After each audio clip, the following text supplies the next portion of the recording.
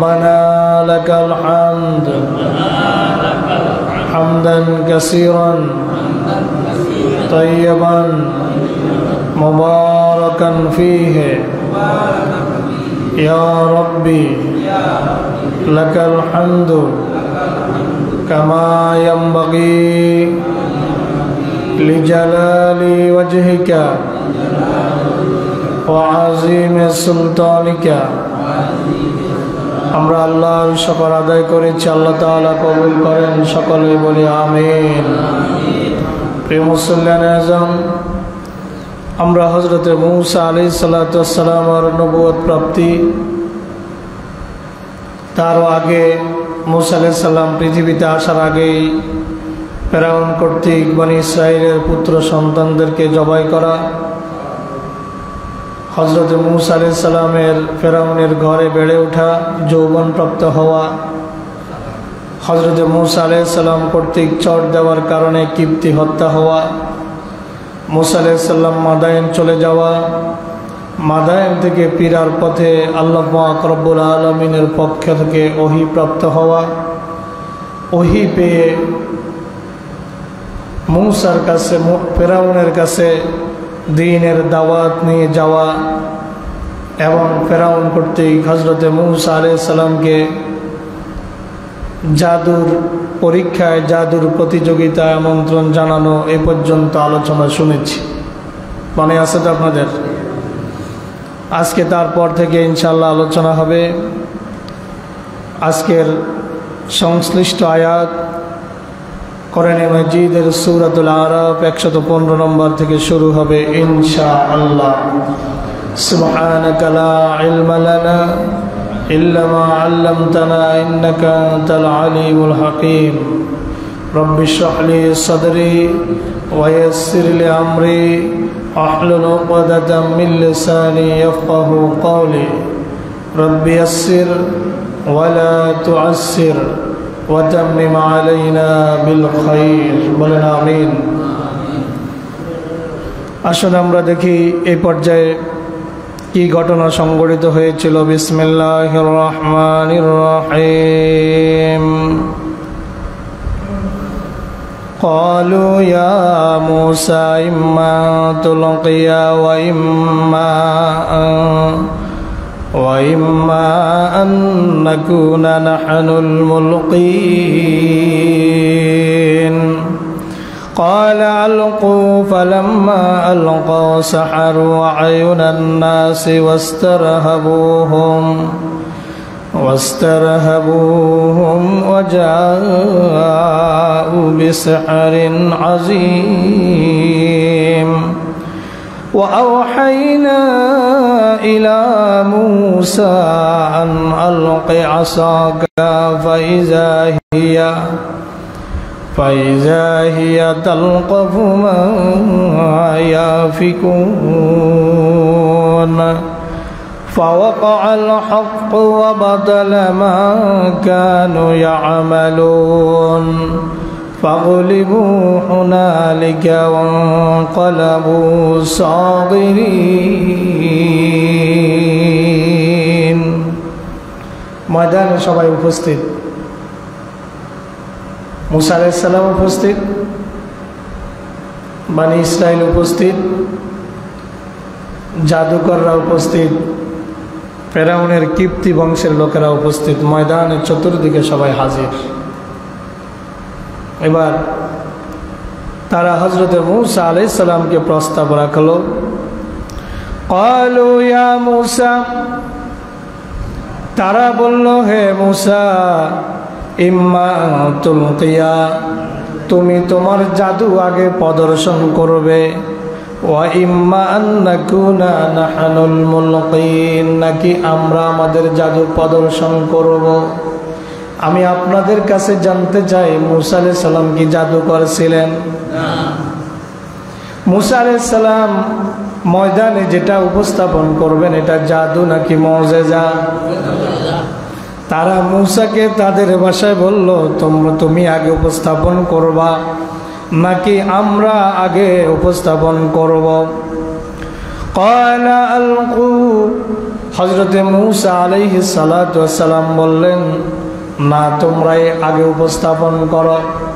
শত্রুপক্ষ যদি তাদের যুক্তি তর্ক আগে উপস্থাপন করে, তাহলে অপর পক্ষের প্রস্তুতি নেওয়ার একটা সুযোগ থাকে, পরিকল্পনা গ্রহণ করার সুযোগ থাকে। ঠিক কিনা কথা বলেন? হযরতে মূসা এই জন্য তাদেরকে ইনভাইটেশন দিলেন, আমন্ত্রণ করলেন, না, তোমরাই আগে উপস্থাপন করো। তোমরা তো সংখ্যায় অনেক, তোমরা তো হাজারে হাজার উপস্থাপন করবা, আমি তো মাত্র একজন। তারাও জানে হযরতে মূসা আজকে কি উপস্থাপন করবে। তারা জানে ফেরাউনের রাজপ্রাসাদে হযরতে মূসা দ্বীনের দাওয়াত দিতে যাইয়া লাঠির যেই মুজিজা দেখিয়েছেন, ওই মুজিজাটাই আজকে হয়তো দেখাবে।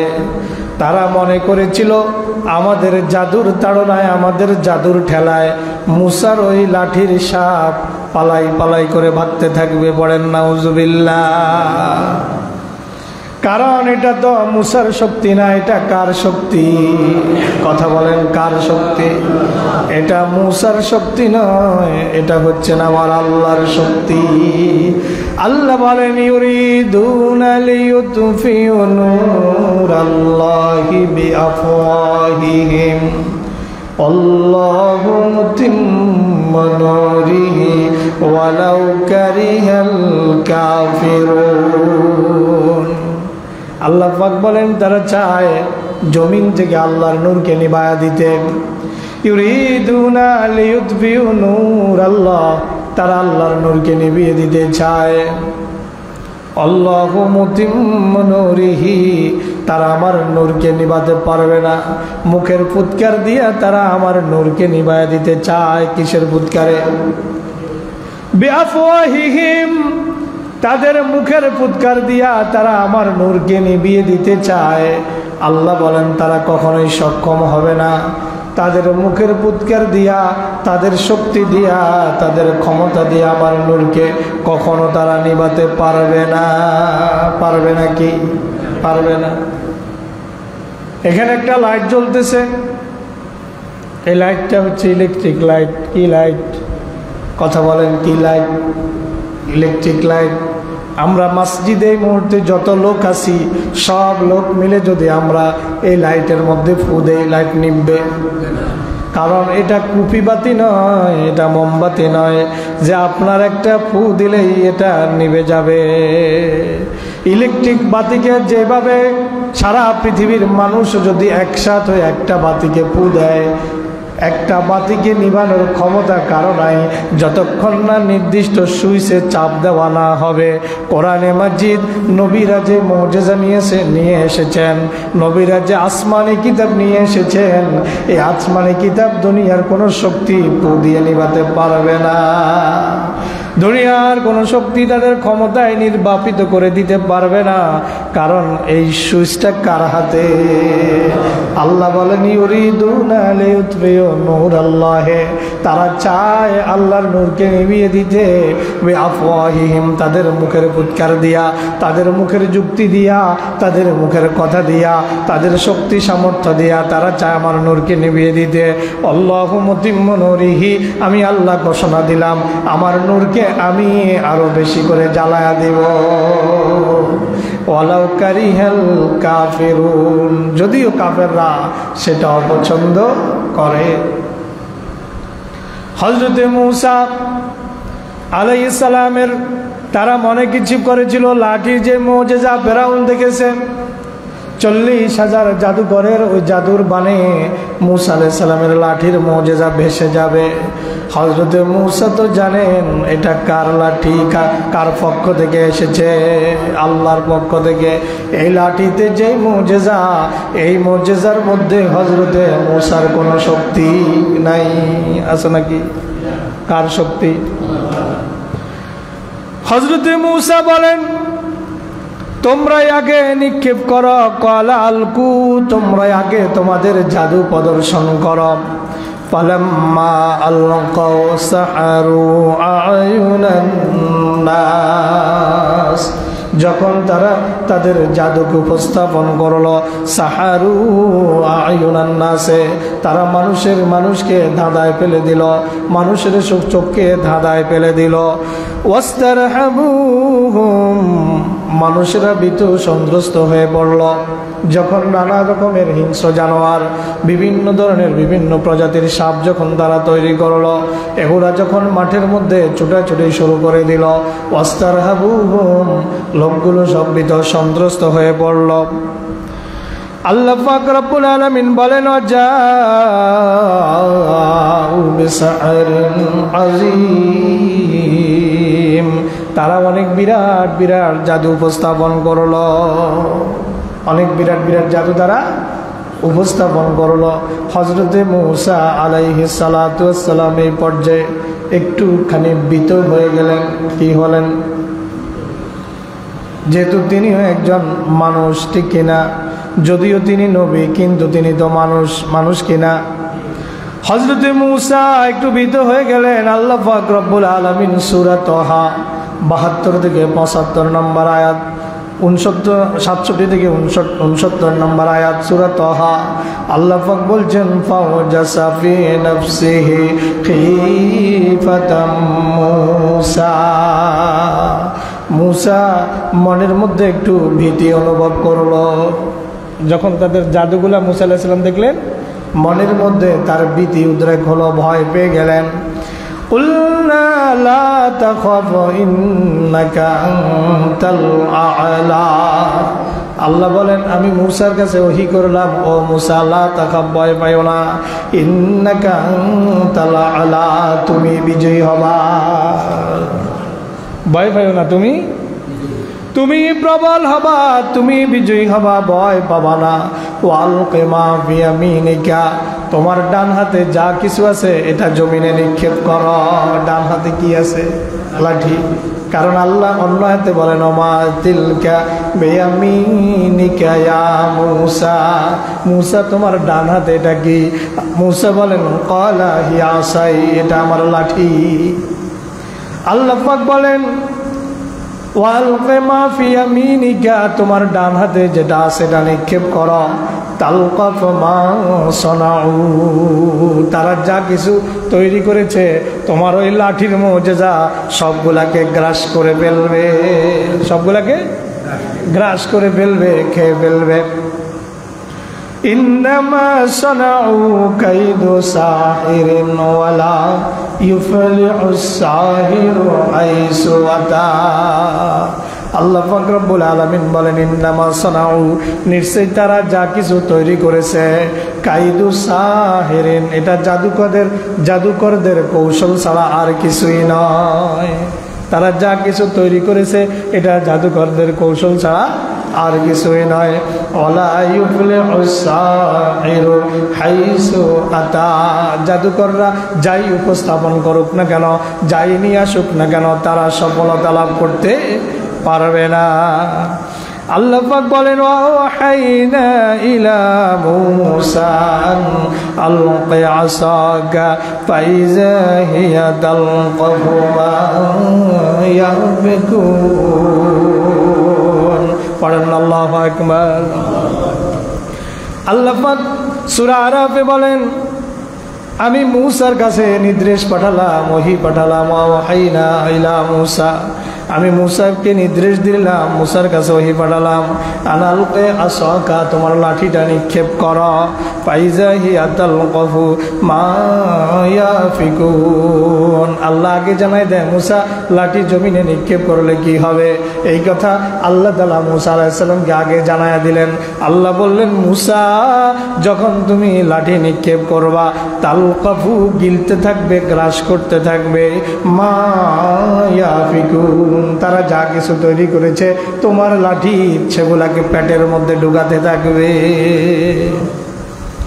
ফাওয়াকাল হাক্কু ওয়া বাদালা মা কানু ইয়ামালুন, ফাওয়াকাল হাক্কু, সত্য প্রতিষ্ঠিত হয়ে গেল। সত্য কি হলো? কুল জাআল الحق وزهق الباطل إن الباطل كان زهوقا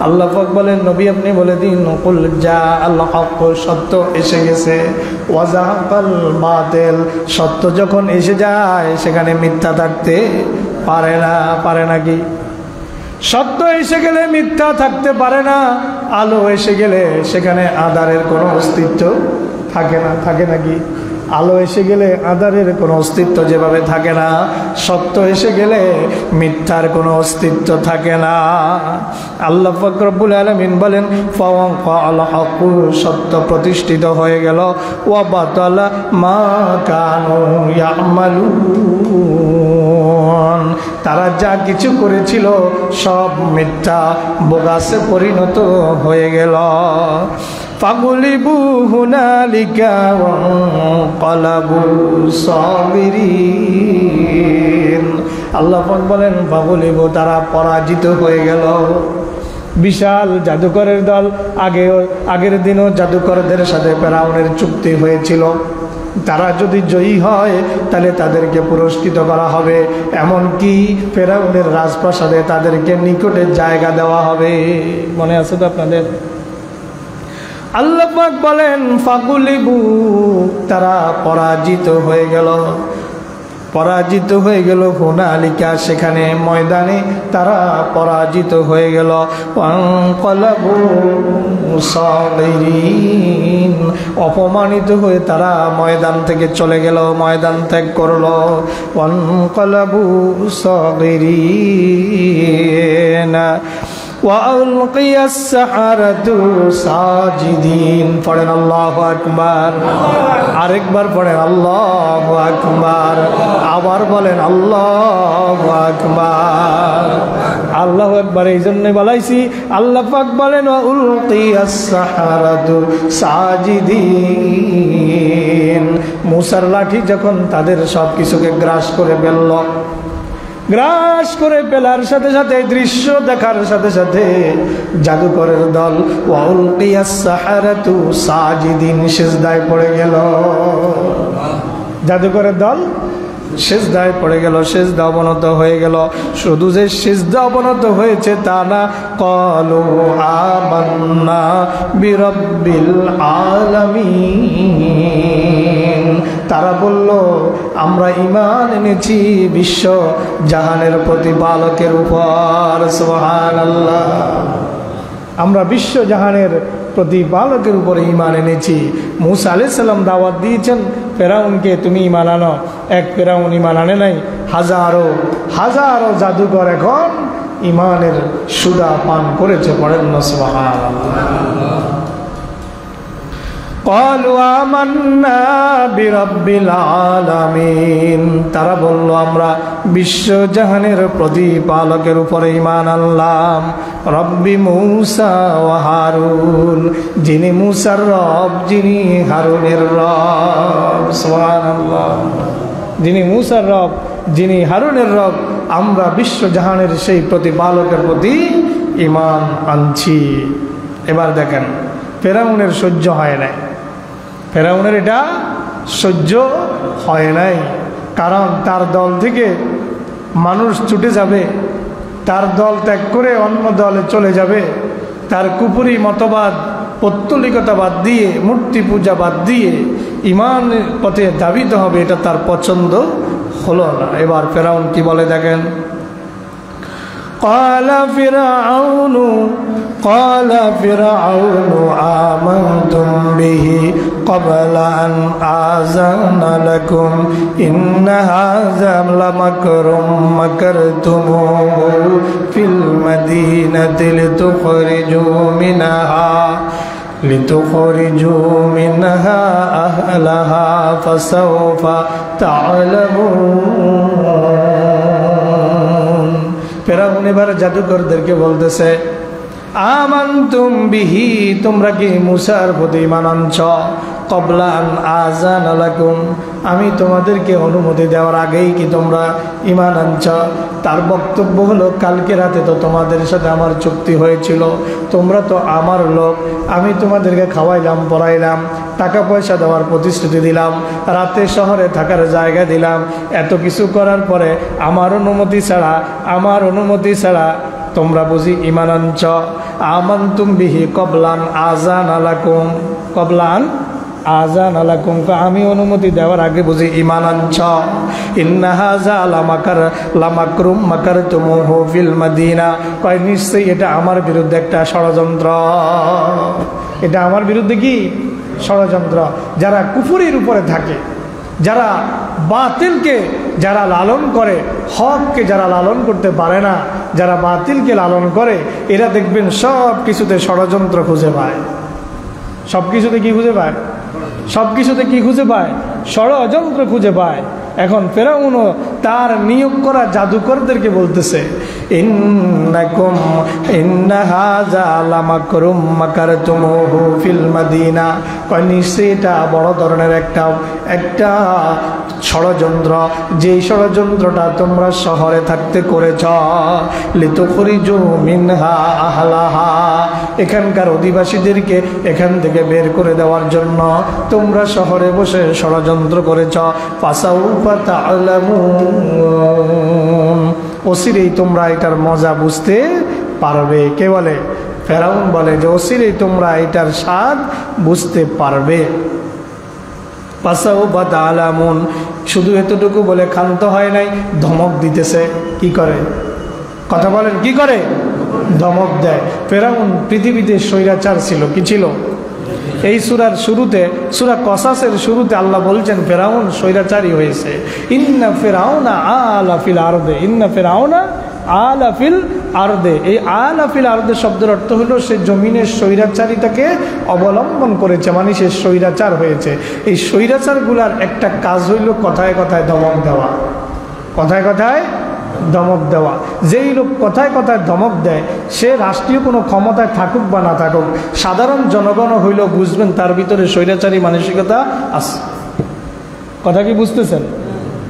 তার মধ্যে কি আছে? স্বৈরাচারী মানসিকতা আছে। যে নিজের মতকে আরেকজনের উপরে চাপায়া দিতে চায়, কারো মতের কোনো প্রাধান্য দিতে চায় না, নিজের মতকে আরেকজনকে গিলাইতে চায় জোরপূর্বক। আমি যেটা বুঝছি এটাই সঠিক, আপনি যেটা বুঝছেন এটা মোটেই সঠিক নয়। এই মানসিকতা লালন করাটা কি? স্বৈরাচারী মানসিকতা। স্বৈরাচারী মানসিকতা নিঃসন্দেহে নিশ্চিতভাবে দ্বিধাহীন চিত্তে মেনে নিতে হবে শুধু আল্লাহ এবং তার রাসূলের কথা। এখানে কোনো যুক্তি চলবে না, এখানে কোনো মতামত চলবে না। শুধু আল্লাহ এবং তার রাসূলের কথা বিনা বাক্যে বিনা যুক্তিতে মুসলমান মেনে নেবে। এর বাহিরে পৃথিবীর কোনো মানুষের কথা কোরআন হাদিসের সাথে যদি না যায়, মানার কোনো প্রশ্নেই আসে না। কথা কি বুঝতেছেন? ফেরাউন এবার ধমক দেয়, লাউ কাত্তা'আন্না আইদিয়াকুম ওয়া আরজুলাকুম মিন খিলাফ, ধমক দেয়। আমি অবশ্যই দুইটা তাকিদ ফেরাউন ব্যবহার করেছে। লাউ কাত্তা'আন্না, লামে তাকিদ নুনে সাকিলা, দুইটা তাকিদ ব্যবহার করে বলতেছে আমি অবশ্যই কেটে দিব। আইদিয়াকুম, তোমাদের হাতগুলা, ও আরজুলাকুম, তোমাদের পাগুলা, মিন খিলাফিন, বিপরীত দিক থেকে। বিপরীত দিক থেকে বুঝছেন? মানে ডাইন হাত কাটলে বাম পা কাটবে, বাম হাত কাটলে ডাইন পা কাটবে, এটাকে বলে মিন খেলাফিন। আমি তোমাদের হাত এবং পাগুলো বিপরীত দিক থেকে কেটে দেব। এরপরে বলে সুম্মালা উসাল্লিবান্নাকুম আজমাইন, এরপরে তোমাদেরকে শুলে চড়াবো। ধমক আছে না নাই? ধমক আছে না নাই? কি জন্য ধমক দিয়েছে? শুধু ইমানের কারণে। কিসের কারণে? এদের কি আর কোনো অপরাধ আছে? এরা রাষ্ট্রীয় ক্ষমতা চাইছে। কথা বলেন, ফেরাউনের কাছে রাষ্ট্রীয় ক্ষমতা চাইছে, ফেরাউনের বিরুদ্ধে মিছিল দিছে। কথা কন না কেন? ফেরাউনের বিরুদ্ধে মিছিল দিছে, মানববন্ধন করছে, সমাবেশ করছে। কথা বলেন, কিচ্ছু তো করে নাই। শুধু যখন তারা তাদের জাদুগুলো পরাজিত হলো, হযরত মূসা আলাইহিস সালামের লাঠি সাপ হয়ে সব জাদুকে খেয়ে ফেললো, সাথে সাথে জাদুকররা সেজদা দিল এবং আল্লাহর প্রতি ঈমান আনলো। এটাই তো অপরাধ। এটাই তো অপরাধ নাকি? এটাই অপরাধ। সে বলল লা সুম্মা লা উসাল্লিবান্নাকুম আজমাইন, অতঃপর আমি তোমাদেরকে শুলে চড়াবো। ক্বালু ইন্না ইলা রাব্বিনা মুনকালিবুন। এখন আপনাদের প্রশ্ন যে ফেরাউন এত বড় সম্রাট, নিজকে যে লোক খোদা দাবি করছে, এই লোক ধমক দেওয়ার পরে জাদুকররা কি হযরত মূসা আলাইহিস সালামের উপর থেকে, আল্লাহর উপর থেকে কি ঈমান ত্যাগ করেছিল? এটা আপনাদের যদি প্রশ্ন করেন, জবাব আল্লাহ কোরআনে দিয়ে রেখেছেন। জাদুকররা বলে তুমি যতই ধমক দাও কাজ হবে। ইন্না ইলা রাব্বিনা মুনকালিবুন, আমরা আমাদের রবের দিকেই ফিরে যাব। তুমি না হয় আমাদেরকে মেরে না ফেলবা, হাত কেটে দিবা, পা কেটে দিবা, আমাদেরকে শুলে চড়ায় মৃত্যু নিশ্চিত করবা, কোনো সমস্যা নাই, কোনো সমস্যা নাই। আমরা আমাদেরকে মেরে ফেললেও আমরা আমাদের রবের দিকেই ফিরে যাব। এখন আপনারা বলতে পারেন যে হুজুর এত মাত্র ঈমান আনছে, কোনো নেকামল নাই। মাত্র কি করছে? কোনো নেকামল আসেনি। বলেন এদের কোনো নেকামল এখনো আসেনি, কেবলমাত্র ঈমান আনছে। এখনো তারা আর একটা নেক কাজ করার কোনো সুযোগ পাইল না, শুধু ঈমানটা আনলো। তারা এত মজবুত ঈমানের অধিকারী হলো কি করে? তাফসীর ইবনে কাসীরের মধ্যে লেখে, যখন তারা সিজদা দিয়েছে, যখন তারা সিজদা আমাদের মতো সিজদা না, তারা সিজদা দীর্ঘ সময় পর্যন্ত সিজদার অবস্থায় ছিল। ওই সিজদার মধ্যে তারা আল্লাহকে বলছিল আমানতু, আমরা তোমার প্রতি ঈমান আনলাম। আমান্না বিরব্বিল আলামিন, আমরা বিশ্বজাহানের রবের প্রতি ঈমান আনলাম। রব্বে মূসা ওয়া হারুন। যখন তারা এইভাবে আল্লাহর কাছে সিজদায় পড়ে কান্নাকাটি করলো, মাপ চাইলো, সামনে আসবে, তারা আল্লাহর কাছে মাপ চাইছে যে আল্লাহ তোমার নবীর মোকাবেলায় আমরা যে জাদু প্রদর্শন করেছি, আমাদের ভুল হয়ে গেছে, আমাদেরকে মাফ করে দাও। সুবহানাল্লাহ। সিজদা অবস্থায় তারা আল্লাহর জান্নাত দেখতে পেয়েছে। বলেন সুবহানাল্লাহ। আল্লাহ তাদেরকে জান্নাত দেখায় দিয়েছে। তাদের ঈমানটা এমন পর্যায়ে উপনীত হয়েছিল যে দুনিয়াতে সিজদা অবস্থা আল্লাহ তাআলা তাদেরকে তার জান্নাত দেখায় দিয়েছে। এই জন্য তারা তাফসীর ইবনে কাসীরের মধ্যে কথাগুলোই লিখেছে যে আল্লাহ তাআলা তাদেরকে প্রত্যেককে আল্লাহ তাআলা তার জান্নাত সিজদার মধ্যে দেখায় দিয়েছেন, যার ফলে তাদের ঈমানটা এত মজবুত হয়ে যায়। সুবহানাল্লাহ। এবার তারা বলে, তারা জবাব দেয়, কি জবাব দিছে এটা আল্লাহ পাক বিস্তারিত বলেছেন সূরা তাহা ৭২ থেকে ৭৫ নম্বর। তারা বলল ফাকদে মা তাকাজিন ইন্নামা তাকজি হাযিহিল হায়াতিদ দুনিয়া ইন্না আমান্না বিরাব্বিনা লিয়াগফিরা লানা খতায়ানা ওয়া মা আকরাহতানা আলাইহি মিনাস সিহর আল্লাহু খায়রুন ওয়া আবকা। জাদুকররা সমস্যারে বলে উঠল ফাকদি মানতা কাজিন, তোমার যেই ফয়সালা করতে মন চায় আমাদের ব্যাপারে সেই ফয়সালাই করো, যেই সিদ্ধান্ত নিতে মন চায় আমাদের ব্যাপারে সেই সিদ্ধান্তই নাও, যেইভাবে আমাদেরকে মারতে মন চায় সেইভাবে মারো, কোনো সমস্যা নাই। ইন্নামা তাকদি হাযিহিল হায়াতিদ দুনিয়া, তুমি তো শুধু দুনিয়াতেই ফয়সালা দিতে পারবা, পরকালে তো তোমার কোনো ক্ষমতা থাকবে না।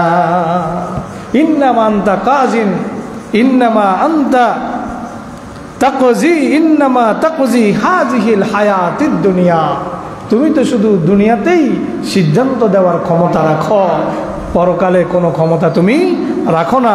ইন্না আমান্না বিরাব্বিনা, আমরা আমাদের রবের প্রতি ঈমান এনেছি, লিয়াগফির লানা খতায়ানা, আমরা যে ভুল করে ফেলেছি। মূসা আলাইহিস সালাম আল্লাহর নবীর সাথে মুজিজার মোকাবেলায় জাদু প্রদর্শন করে আমরা যে অপরাধ করে ফেলেছি, আমরা আমাদের রবের কাছে ক্ষমা চাই। লিয়াগফির লানা খতায়ানা, তিনি যেন আমাদের অপরাধগুলোকে ক্ষমা করে দেন। সুবহানাল্লাহ। তাফসীরের মধ্যে লেখেন ময়দানে যখন হযরত মূসা উপনীত হলেন, জাদুকরদের প্রধান যিনি ছিলেন, সর্দার ছিলেন, সর্দারের সাথে কিছু কথা হযরত মূসার হয়েছিল। হযরত মূসা জাদুকর সর্দারকে জিজ্ঞাসা করেছিলেন, প্রশ্ন করেছিলেন, যদি আজকে তোমাদের জাদু পরাস্ত হয়, আমি যদি তোমাদের উপরে জয়লাভ করি, তাহলে তোমরা আমার লাঠির যারা আমি যা প্রদর্শন করব, এটাকে তোমরা মুজিজা হিসেবে মেনে নিতে রাজি আছো কিনা? জাদুকর প্রধান বলছিল, হ্যাঁ আমরা এটাকে তোমার মুজিজা হিসেবে মেনে নিব। বলছিলেন, তোমরা আমার প্রতি, রব্বুল আলামিনের প্রতি ঈমান আনতে রাজি আছো কিনা যদি আমি তোমাদের উপরে বিজয়ী হই? জাদুকর প্রধান বলেছিল, হ্যাঁ আমি তাও রাজি আছি। যখন ময়দানের এক কোণে দাঁড়িয়ে কথা হচ্ছিল, ফেরাউন তখন কথাগুলো শুনতে পেয়েছিল। তাফসির ইবনে কাসিরের মধ্যে ইমাম ইবনে কাসির রাহিমাহুল্লাহ তিনি লেখেন, এই জন্যই ফেরাউন হযরতে মূসা আলাইহিস সালামের কাছে পরাস্ত হওয়া জাদুকরদেরকে বলেছিল, ইন্না হাযা লামাকরুম মাকারতুমুহু, নিশ্চয়ই এটা একটা ষড়যন্ত্র যেটা তোমরা করেছ। আসলে কিন্তু কোনো ষড়যন্ত্র ছিল ষড়যন্ত্র। জাদুকরদের সাথে রাসূল আল্লাহর নবী আল্লাহর রাসূল কি ষড়যন্ত্র করবেন? এবার জাদুকররা বলল, আমরা জেনে শুনেও মূসা আলাইহিস সালাম যে আল্লাহর নবী, তিনি যে মুজিজা প্রদর্শন করবেন আমাদেরকে তো আগেই বলেছিলেন, ইনফরমেশন দিয়েছিলেন। এরপরেও আমরা যে ভুল করে ফেলেছি, ফেরাউনের লোভে পড়ে, ফেরাউনের রাষ্ট্রীয় পদবীর লোভে, কিসের লোভে কথা বলেন, কিসের লোভে? পদবীর লোভ দেখায়া অনেক ভালো মানুষও খারাপ মানুষে পরিণত হয় কিনা? কথা কয় না কা? পদবীর লোভে অনেক ভালো মানুষও খারাপ মানুষে পরিণত হয়ে যায়। এবার তারা বলল, লিয়াগফির লানা খতায়ানা মা আকরাহতানা আলাইহি মিনাস সিহর, তুমি আমাদেরকে যে জাদু করতে বাধ্য করেছ, আমরা সেই অপরাধের কারণে আল্লাহর কাছে ক্ষমা চাই। ফেরাউন যদি কোনো নির্দেশ দেয়, এই নির্দেশ অমান্য করার কোনো ক্ষমতা কি জাদুকরদের ছিল না। এখন তারা বলতেছে, তুমি আমাদেরকে নবীর মোকাবেলায় যে জাদু প্রদর্শনে বাধ্য করেছ, এই জন্য আমরা কার কাছে ক্ষমা চাই? আল্লাহর কাছে। এবার তারা খুব সুন্দর কথা বলে ফেরাউনের উদ্দেশ্যে, ইন্নাহু আল্লাহু খায়রুন ওয়া আবকা, তারা বলে নিশ্চয় আল্লাহ হচ্ছেন সর্বশ্রেষ্ঠ এবং চিরস্থায়ী। আল্লাহর কোনো লয় ক্ষয় আছে নাকি? কথা বলেন, আল্লাহর কোনো লয় ক্ষয় আছে নাকি? হুয়াল আউয়ালু ওয়াল আখিরু ওয়াজ যাহিরু ওয়াল বাতিন, তিনি আদিতে যেমন, অনন্ত তেমন, তিনি প্রকাশ্যে যেমন, তিনি গোপনেও তেমন। আল্লাহু লা ইলাহা ইল্লা হুয়াল হাইয়ুল কাইয়্যুম লা তাখুযুহু সিনাতুন ওয়ালা নাওম, আল্লাহ তিনি ব্যতীত কোনো ইলাহ নাই। লা তাখুযুহু সিনাতুন ওয়ালা নাওম, তাকে কোনো নিদ্রা স্পর্শ করে না, এমনকি তন্দ্রাও তাকে স্পর্শ করে না। আল হাইয়ুল কাইয়্যুম, লা ইলাহা ইল্লা হুয়াল হাইয়ুল কাইয়্যুম, তিনি চিরঞ্জীব, তিনি চিরস্থায়ী, তিনি চিরঞ্জীব, তিনি সর্বদা জেগেই থাকেন, তার কোনো ঘুম নাই, তার কোনো তন্দ্রা নাই, তার কোনো নিদ্রা নাই। তন্দ্রা এবং নিদ্রা থেকে তিনি মুক্ত। মানবীয় যত হাইসিয়ত আছে, মানবীয় যত গুণ আছে, সকল গুণ থেকে আমার আল্লাহ মুক্ত। এবার জাদুকররা বলল, আল্লাহু খায়রুন ওয়া আবকা, আল্লাহ সর্বশ্রেষ্ঠ এবং তিনি হচ্ছেন চিরস্থায়ী। ইন্নাহু মাইয়াতি রাব্বাহু মুজরিমান ফাইন্না লাহু জাহান্নামা লা ইয়ামুতু ফিহা ওয়া লা ইয়াহইয়া। আল্লাহ পাক বলেন, নিশ্চয় যারা ইন্নাহু মাইয়াতি রাব্বাহু মুজরিমা, যারা পাপী হিসাবে তাদের রবের কাছে উপস্থিত হবে। কি হিসাবে? কথা পায় না, কি হিসাবে? পাপী হিসাবে, অপরাধী হিসাবে। ইন্নাহু মাইয়াতি রাব্বাহু, যেই লোক তার রবের কাছে উপস্থিত হবে মুজরিমান, অপরাধী হিসেবে, পাপী হিসেবে, ফাইন্না লাহু জাহান্নামা, তার জন্য জাহান্নাম। তার জন্য কি? তার জন্য কি? যে ব্যক্তি দিনে রোজা রাখলো না, পানাহার করলো, এই ব্যক্তি কি নেককার না বদকার? কথা বলেন। এই পাপী তো নাকি? এই পাপী তো। এখন এই আল্লাহর কাছে কি নিয়ে উপস্থিত হবে? যেহেতু রোজার মাস, প্রতিদিনই রোজার ব্যাপারে দুই একটা কথা বলার চেষ্টা করি। যেই লোক দিনের বেলা আহার বিহার এখনো করতেছে,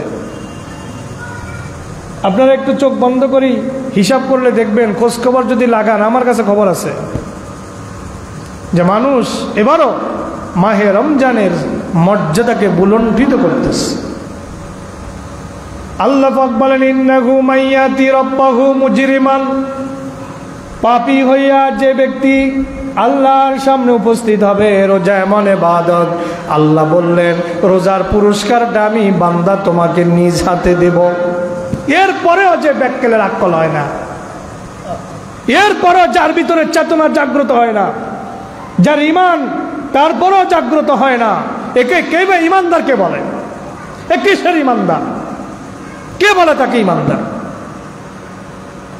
তার ইমান তার কিয়ামতের দিন কোনো কাজে আসবে, কোনো কাজে আসবে। ইন্নাহু মাইয়াতি রাব্বাহু মুজরিমান, যে ব্যক্তি পাপী হয়ে তার রবের সামনে উপস্থিত হবে, ফাইন্না লাহু জাহান্নামা, আল্লাহ বলেন তার জন্য আছে জাহান্নাম, লা ইয়ামুতু ফিহা ওয়ালা ইয়াহইয়া, সেখানে বাঁচবেও না মরবেও না। বাঁচবেও না, যে অবস্থা থাকবে এটাকে না বাঁচা বলে না মরা বলে। জাহান্নামের মধ্যে অনন্তকাল জ্বলতেই থাকবে, জ্বলতেই থাকবে। কুল্লামা নাদিজাত জুলুদুহুম বাদদালনাহুম জুলুদান গায়রাহা লিয়াযুকুল আযাব। আল্লাহু আকবার। বড় শক্ত কথা আল্লাহ পাক বলেন, যখন জাহান্নামে জ্বলতে জ্বলতে বান্দার চামড়াটা যখন জ্বলে পড়ে যাবে, বাদদালনাহুম জুলুদা, আমি আবার নতুন চামড়া লাগায় দেব। এই নতুন চামড়া চোখের পলকের মধ্যে তৈরি হয়ে যাবে। এখানে কোনো ডাক্তারি সার্জারি করায় লাগানো লাগবে না। চামড়া জ্বলে গেছে, ওইটা পড়ে যাবে, আবার নতুন চামড়া হয়ে যাবে, চোখের পলকে নতুন চামড়া হয়ে যাবে, আবার জাহান্নামের তীব্রতায় চামড়া জ্বলে যাবে, আবার নতুন চামড়া তৈরি হবে, আবার জ্বলে যাবে। আল্লাহ, এখন আপনারা যদি প্রশ্ন করেন, হুজুর একবার চামড়াতে জ্বালাইলেই তো হয়, বারবার কেন জ্বালাবে? চামড়া যদি জ্বলে যায় তাহলে আগুনের তীব্রতা, এটা যদি জ্বলতে জ্বলতে কয়লা হয়ে যায়, শাস্তিটা তো আর ভালো করে পাবে না। কাঁচা চামড়ার মধ্যে স্যাঁত করে আগুনটা যেভাবে লাগবে, পোড়া চামড়ার মধ্যে তো এইভাবে লাগবে না। আল্লাহ নিজেই জবাব দেয়, বাদদালনাহুম জুলুদা, আমি নতুন চামড়া লাগাইয়া দিব। কেন কেন আল্লাহ, কেন নতুন চামড়া লাগাইবা? আল্লাহ বলেন গায়রাহা লিয়াযুকুল আযাব, যেন শাস্তিটা ভালো করে পায়, শাস্তি যেন ভালো করে আস্বাদন করতে পারে। এই জন্য আমি আল্লাহ চামড়াকে বদলায়া দেব। জাহান্নামের আগুন এমন তীব্র আগুন, এমন তীব্র আগুন। আল্লাহর নবী বলেন, ইন্না শিদ্দাতাল হাররি মিন ফাইহি জাহান্নাম ওয়া ইন্না শিদ্দাতাল বারদি মিন ফাইহি জাহান্নাম। আল্লাহর নবী বলেন, গরমের তীব্রতা এটাও জাহান্নামের একটা শ্বাস। প্রচণ্ড শীত, শীতের তীব্রতা, আকাশ থেকে তুষার পড়ে, দেখবেন ইউরোপ কান্ট্রিগুলোতে আসমান থেকে তুষার পড়ে, যেখানে রাস্তার মধ্যে স্তূপ হয়ে যায়, 3-4 ফুট জমা হয়ে যায় বরফ শীতকালে। ইউরোপ কান্ট্রিগুলোতে মানুষ দাঁড়াইলে মানুষের শরীরের মধ্যে বরফ জমে যায়, গায়ে পোশাক পরলে পোশাকের মধ্যে বরফ পড়ে, রাস্তার মধ্যে যদি গাড়ি পার্কিং করে রাখে, গাড়ি পার্কিংয়ের উপরে বরফ জমে যায়। আল্লাহর নবী বলেন, ওয়া ইন্না শিদ্দাতাল বারদি মিন ফাইহি জাহান্নাম, শীতের তীব্রতা, প্রচণ্ডতা, এটাও জাহান্নামের একটা শ্বাস, জাহান্নামের একটা অঙ্গ আরেকটা অঙ্গকে খাইতে থাকে। জাহান্নাম ক্রোধে এমন ভাবে পেটে পড়ে, আল্লাহর কাছে ফরিয়াদ করে, রব্বুল আলামিন আমি তো নিজেকে নিজের কন্ট্রোল করতে পারি না, আমি কি করব? আল্লাহ বলে, যা তুই দুনিয়ার দিকে একটা শ্বাস নিক্ষেপ কর। তখন জাহান্নাম দুনিয়ার দিকে শ্বাস নিক্ষেপ করে, তখন গরমের তীব্রতা শুরু হয়। আমার কথা না, সহিহ হাদিস, রাসূলের বর্ণনা, ইন্না শিদ্দাতাল হাইরি মিন ফাইহি জাহান্নাম ওয়া ইন্না শিদ্দাতাল বারদি মিন ফাইহি জাহান্নাম। আরেকখানা হাদিসের মধ্যে আল্লাহর নবী বলেন, উকিদাতিন নারু আলফা সানা হাত্তা আহমারাত সুম্মা উকিদা আলফা সানা হাত্তা বিয়াদ্দাত সুম্মা উকিদা আলফা সানা হাত্তা সুয়াদ্দাত ফাহিয়া সাউদা মুজলিমা আও কামা ক্বালা আলাইহিস সালাতু ওয়াস সালাম। আল্লাহর নবী বলেন আল্লাহ তাআলা জাহান্নাম তৈরি করার পরে জাহান্নামের আগুনকে আবার তাপ দিছে 1000 বছর। কত বছর? 1000 বছর। জাহান্নাম তো এমনিতে আগুনের কুণ্ডলী, এরপরে আবার আগুনের উপরে 1000 বছর তাপ দেওয়া হলো। উকিদাতিন নারু আলফা সানা হাত্তা আহমারাত, 1000 বছর তাপ দেওয়ার কারণে জাহান্নামের আগুনটা লাল বর্ণ হয়ে গেল। আল্লাহর নবী বলেন, এবার আল্লাহ আবার 1000 বছর তাপ দিলেন। সুম্মা উকিদা আলফা সানা হাত্তা বিয়াদ্দাত, এবার আবার 1000 বছর তাপ দেওয়া হলো। 1000 বছর তাপ দেওয়ার পরে এবার জাহান্নামের আগুনটা সাদা হয়ে গেল। আবার 1000 বছর তাপ দিলেন। সুম্মা উকিদা আলফা সানা হাত্তা আবার 1000 বছর তাপ দেওয়ার পরে জাহান্নামের আগুনের রংটা কালো হয়ে গেল। আল্লাহর নবী বলেন, ফাহিয়া সাউদা মুজলিমা, এমন কালো হলো, নিকশ কালো, গাঢ় অন্ধকারে পরিণত হয়ে গেছে। এত তীব্র আগুনের মধ্যে মানুষকে জ্বালানো হবে। জাদুকররা, ফেরাউনের জাদুকররা এবার তাকে লক্ষ্য করে বলে, আল্লাহ পাক রব্বুল আলামিন সেই কথা বলতেছেন, ইন্নাহু মাইয়াতি রাব্বাহু মুজরিমান ফাইন্না লাহু জাহান্নাম। যে ব্যক্তি পাপ নিয়ে আল্লাহর কাছে আসবে, পাপী হয়ে আসবে, অপরাধী হয়ে যে আল্লাহর সামনে উপস্থিত হবে, ফাইন্না লাহু জাহান্নাম, তার জন্য আছে জাহান্নাম।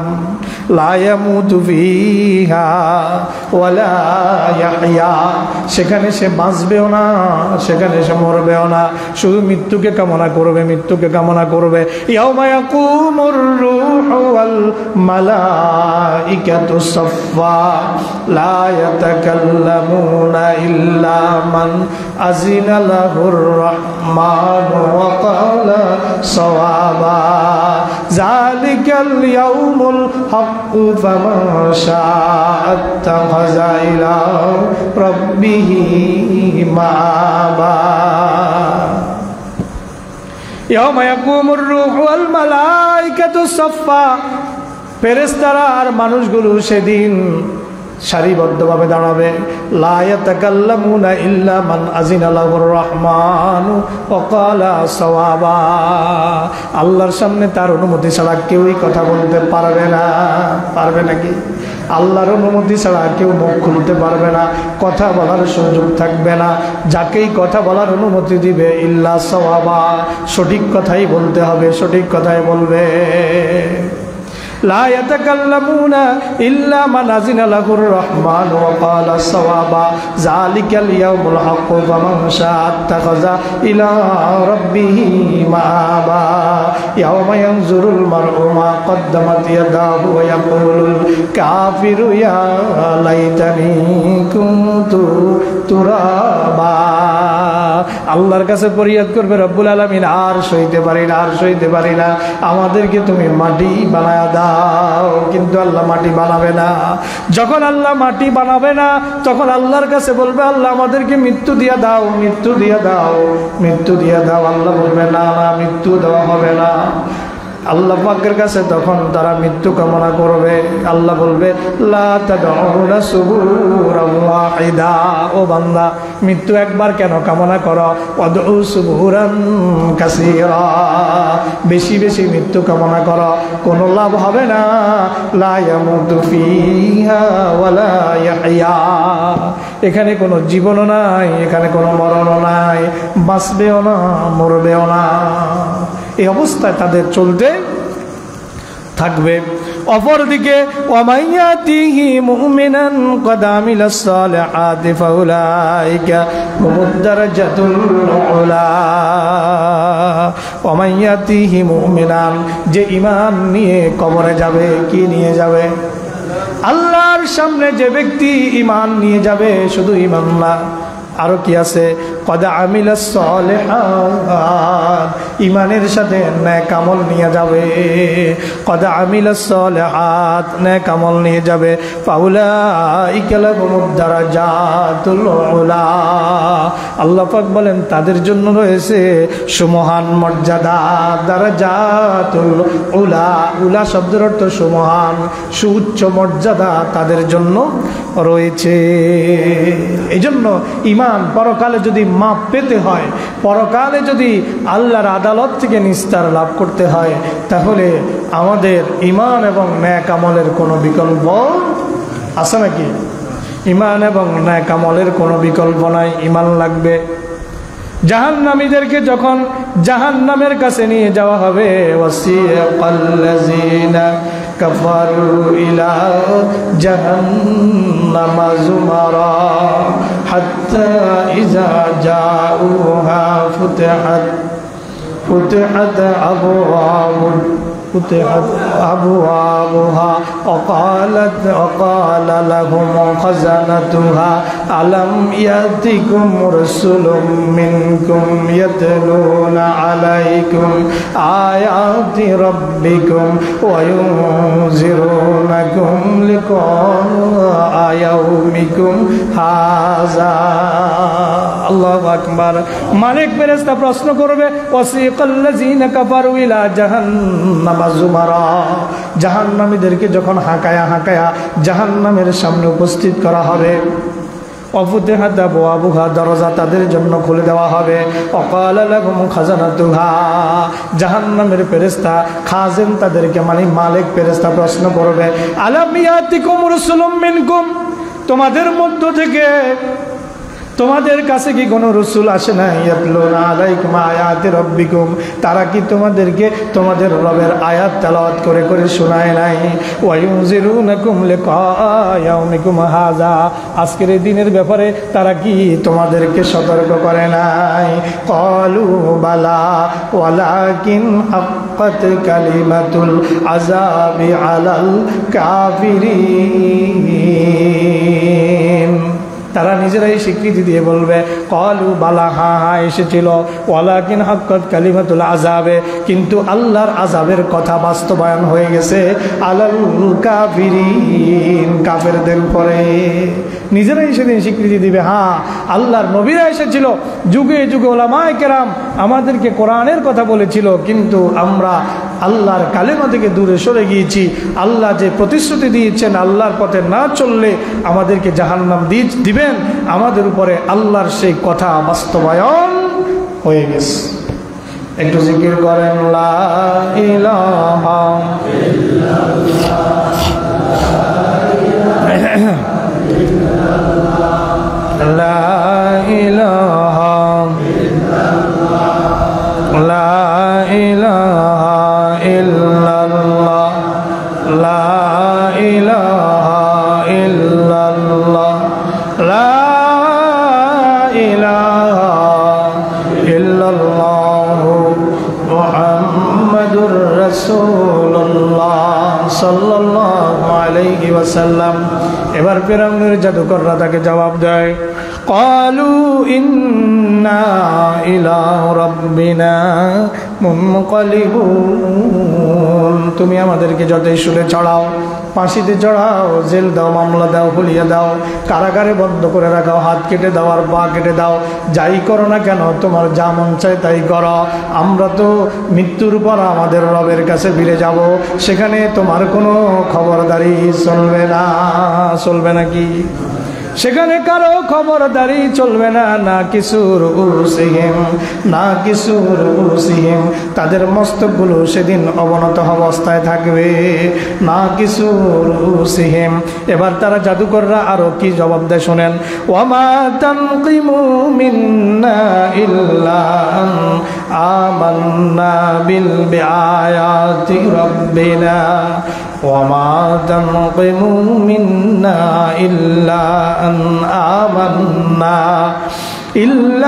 আন আমান্না বিআয়াতি রাব্বিনা লাম্মা জাআতনা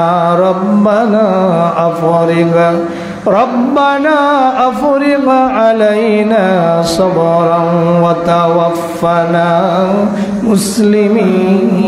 مسلمين জাদুকররা জবাব দিল, তুমি যে আমাদেরকে ধমক দিতেছ, শাস্তি দিবা, শাস্তি তো এই কারণে দিবা, আমরা তো কোনো অপরাধ করি নাই, তোমার রাষ্ট্রে কোনো দুর্নীতি করি নাই, তোমার কোনো ক্ষতি করি নাই, তোমার কাছে ক্ষমতারও কোনো ভাগ চাইছে নাকি? তোমার কাছে ক্ষমতার কোনো ভাগ চাই নাই, অপরাধ তো একটা, আমরা আল্লাহর প্রতি ঈমান আনছিলাম, এটাই তো অপরাধ। ওয়া মা তানকিমু মিন্না, তুমি আমাদের প্রতি প্রতিশোধ নিবে, আমাদের থেকে প্রতিশোধ নিবে, কারণ তো একটা, ইল্লা আন আমান্না বিআয়াতি রাব্বিনা, আল্লাহর নিদর্শন এসে যাওয়ার পরে আমরা আল্লাহর প্রতি ঈমান এনেছি, লাম্মা জাআতনা, যখন আল্লাহর নিদর্শন আমাদের সামনে উপস্থিত হয়ে গেছে। ওই যে বলছিলাম ময়দানের এক কোণে কথা হয়েছিল, হযরতে মূসা বলেছিলেন যদি আমি জয়ী হই তোমরা কি ঈমান আনবা? জাদুকর সর্দার কয়, এমন এমন জাদু আজকে নিয়ে আসছি, তুমি আমাদেরকে কিছুতেই হারাতে পারবা না, তুমি কেন, পৃথিবীর কোনো জাদুকর আমাদেরকে হারাতে পারবে না। জাদুকর সর্দার এবার বলতেছে, লাম্মা জাআতনা, যখন আমাদের কাছে আল্লাহর পক্ষ থেকে নিদর্শন এসে গেছে, আমরা ঈমান আনছি, তুমি আমাদেরকে শাস্তি দেওয়ার কারণ তো শুধু ঈমান, আর তো কোনো কারণ নাই। তারা আরো বলে, রব্বানা আফরিগ আলাইনা সাবরা, যেহেতু ফেরাউন ধমক দিয়েছে, তাদের হাত পা কেটে দিবে, শুলে চড়াবে, এখন তারা আল্লাহর কাছে ফরিয়াদ করে, রব্বানা, হে আমাদের প্রভু, আফরিগ আলাইনা সাবরা, আমাদেরকে সবর করার তৌফিক দাও, ফেরাউন যতই অত্যাচার করে আমরা যেন ঈমান ছেড়ে না দেই। আমি আপনাদের কাছে প্রশ্ন রাখতে চাই, জীবন আগে না ঈমান আগে? কথা কয় না, জীবন আগে না ঈমান আগে? যদি এমন পরিস্থিতি আমাদের সামনে আমাদের জীবনে কখনো আসে, হয় ঈমান রাখবেন অথবা জীবন রাখবেন, কোনটা রাখতে হবে? ঈমান রাখতে হবে, ঈমান ছেড়ে দেওয়া যাবে না। হযরতে খাব্বাব খোবাইবের ঘটনা যদি শুনেন, পড়েন, যদি দেখবেন, শরীর থেকে গোস্ত কেটে নেওয়া হয়েছে, উফ শব্দ পর্যন্ত করে নাই, শরীর থেকে গোস্ত কেটে নেওয়া হয়েছে, হযরতে খাব্বাব খোবাইবের উফ বলে নাই। হযরতে বেলালকে তরবারি আগুনের ভিতরে দিয়া লাল করা হতো, লাল করে লাল তরবারি দিয়া হযরতে বেলালের শরীরে সেঁক দেওয়া হতো, পোড়ায় দেওয়া হতো। হযরতে বেলালের জীবনীটা পড়েন, হাদিস পড়েন, সিরাতের কিতাব পড়েন, হযরতে বেলাল উফ শব্দ পর্যন্ত করে নাই। ক্ষত হয়ে যেত, ক্ষতর মধ্যে লবণ ছিটিয়ে দিত, হযরতে বেলাল উফ শব্দ পর্যন্ত করে নাই। হযরতে বেলালকে পুকুরের মধ্যে নিয়ে যেত, দড়ি বেঁধে, কোমরে দড়ি বেঁধে পুকুরে নিয়ে হতো, পুকুরের মধ্যে পানির মধ্যে চুবিয়ে রাখা হতো, যখন চিকন পোটা উঠতো তখন দড়ি দিয়ে টেনে আবার উপরে উঠে আনা হতো। এরপরে বলা হতো ঈমান ছেড়ে দাও, হযরতে বেলাল বলতেন ঈমান ছাড়বো না, জীবন দেব কিন্তু ঈমান দেব না।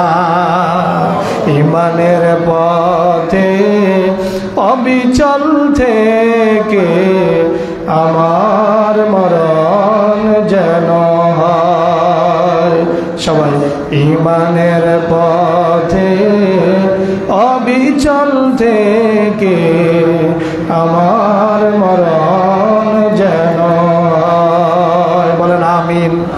হযরতে বেলাল জীবন দেওয়ার জন্য প্রস্তুত ছিলেন, ঈমান দেওয়ার জন্য প্রস্তুত ছিলেন না।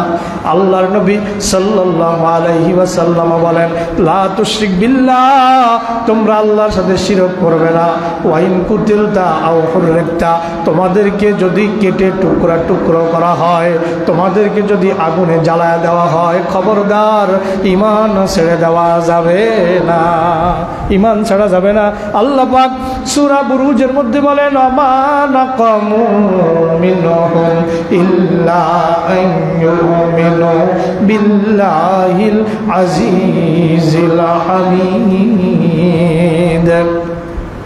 এর আগে আল্লাহ বলেন ওয়াস-সামা'i যাতিল বুরুজ ওয়াল ইয়াউমিল মাউউদি ওয়া শাহিদিন ওয়া মাশহুদ কুতিলা আসহাবুল হুদুদিন নারি যাতিল উকুদ ইযহুম আলাইহা কুউদুন ওয়া হুম আলা মা ইয়াফআলুনা বিল মুমিনিনা শুহুদ ওয়া মা নাকামু মিনহুম ইল্লা আন ইউমিনু বিল্লাহিল আজিজিল হামিদ।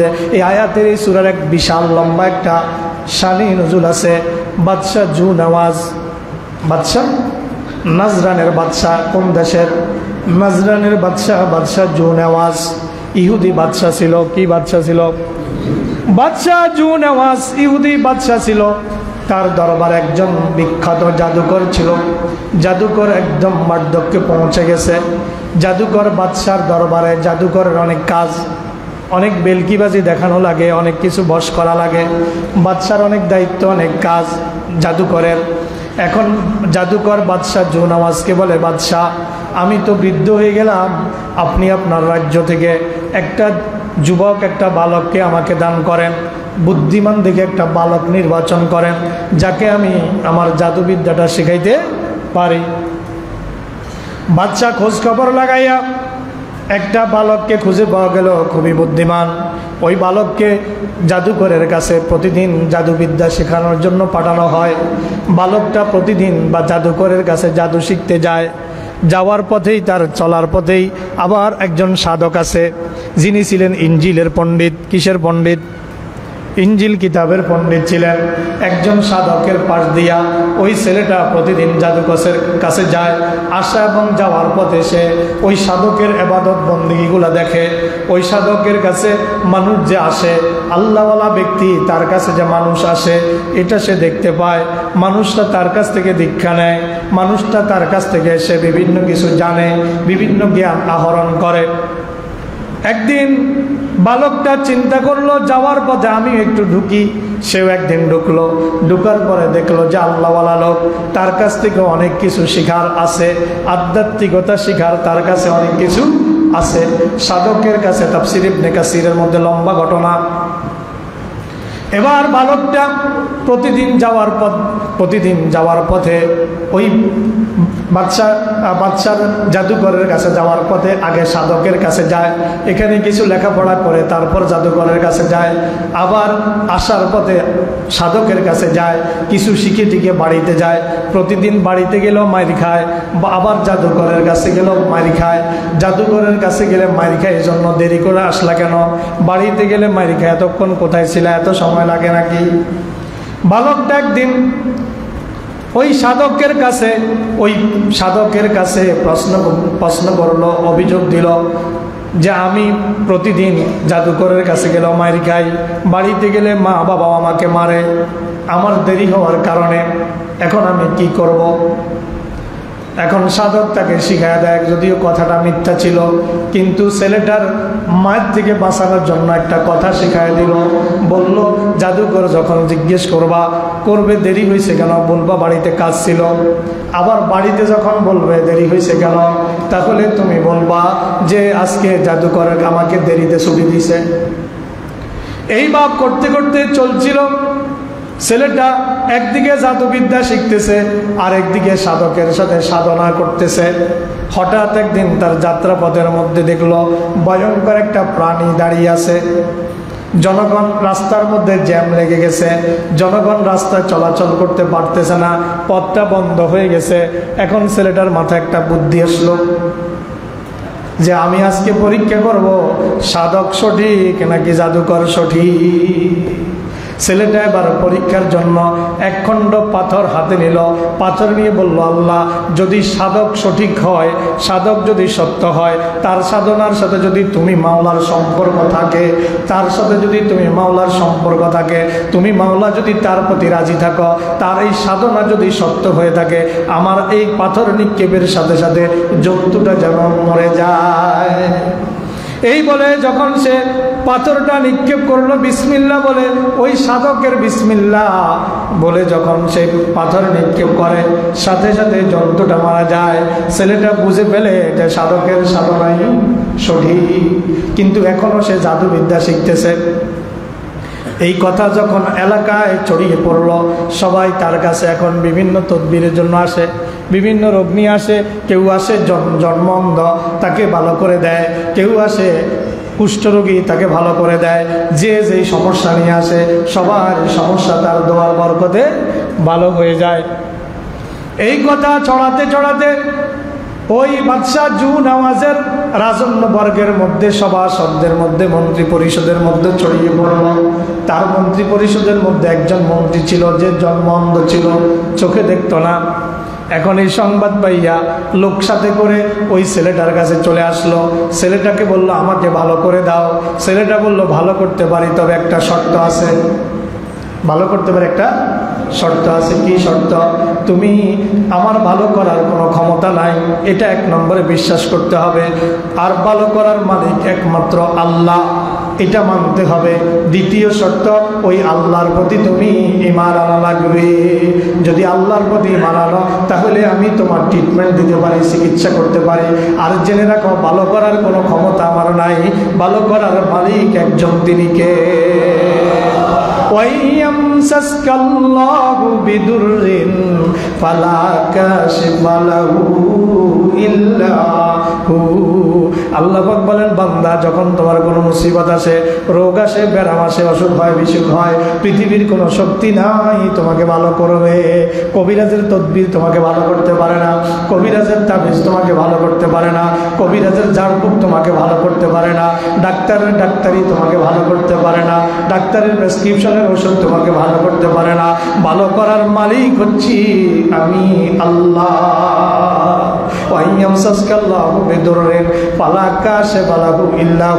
যখন কোনো মুসিবত, কোনো কষ্ট, কোনো দুঃখ, কোনো রোগ, কোনো বিমার যখন তোমাকে পেয়ে বসবে,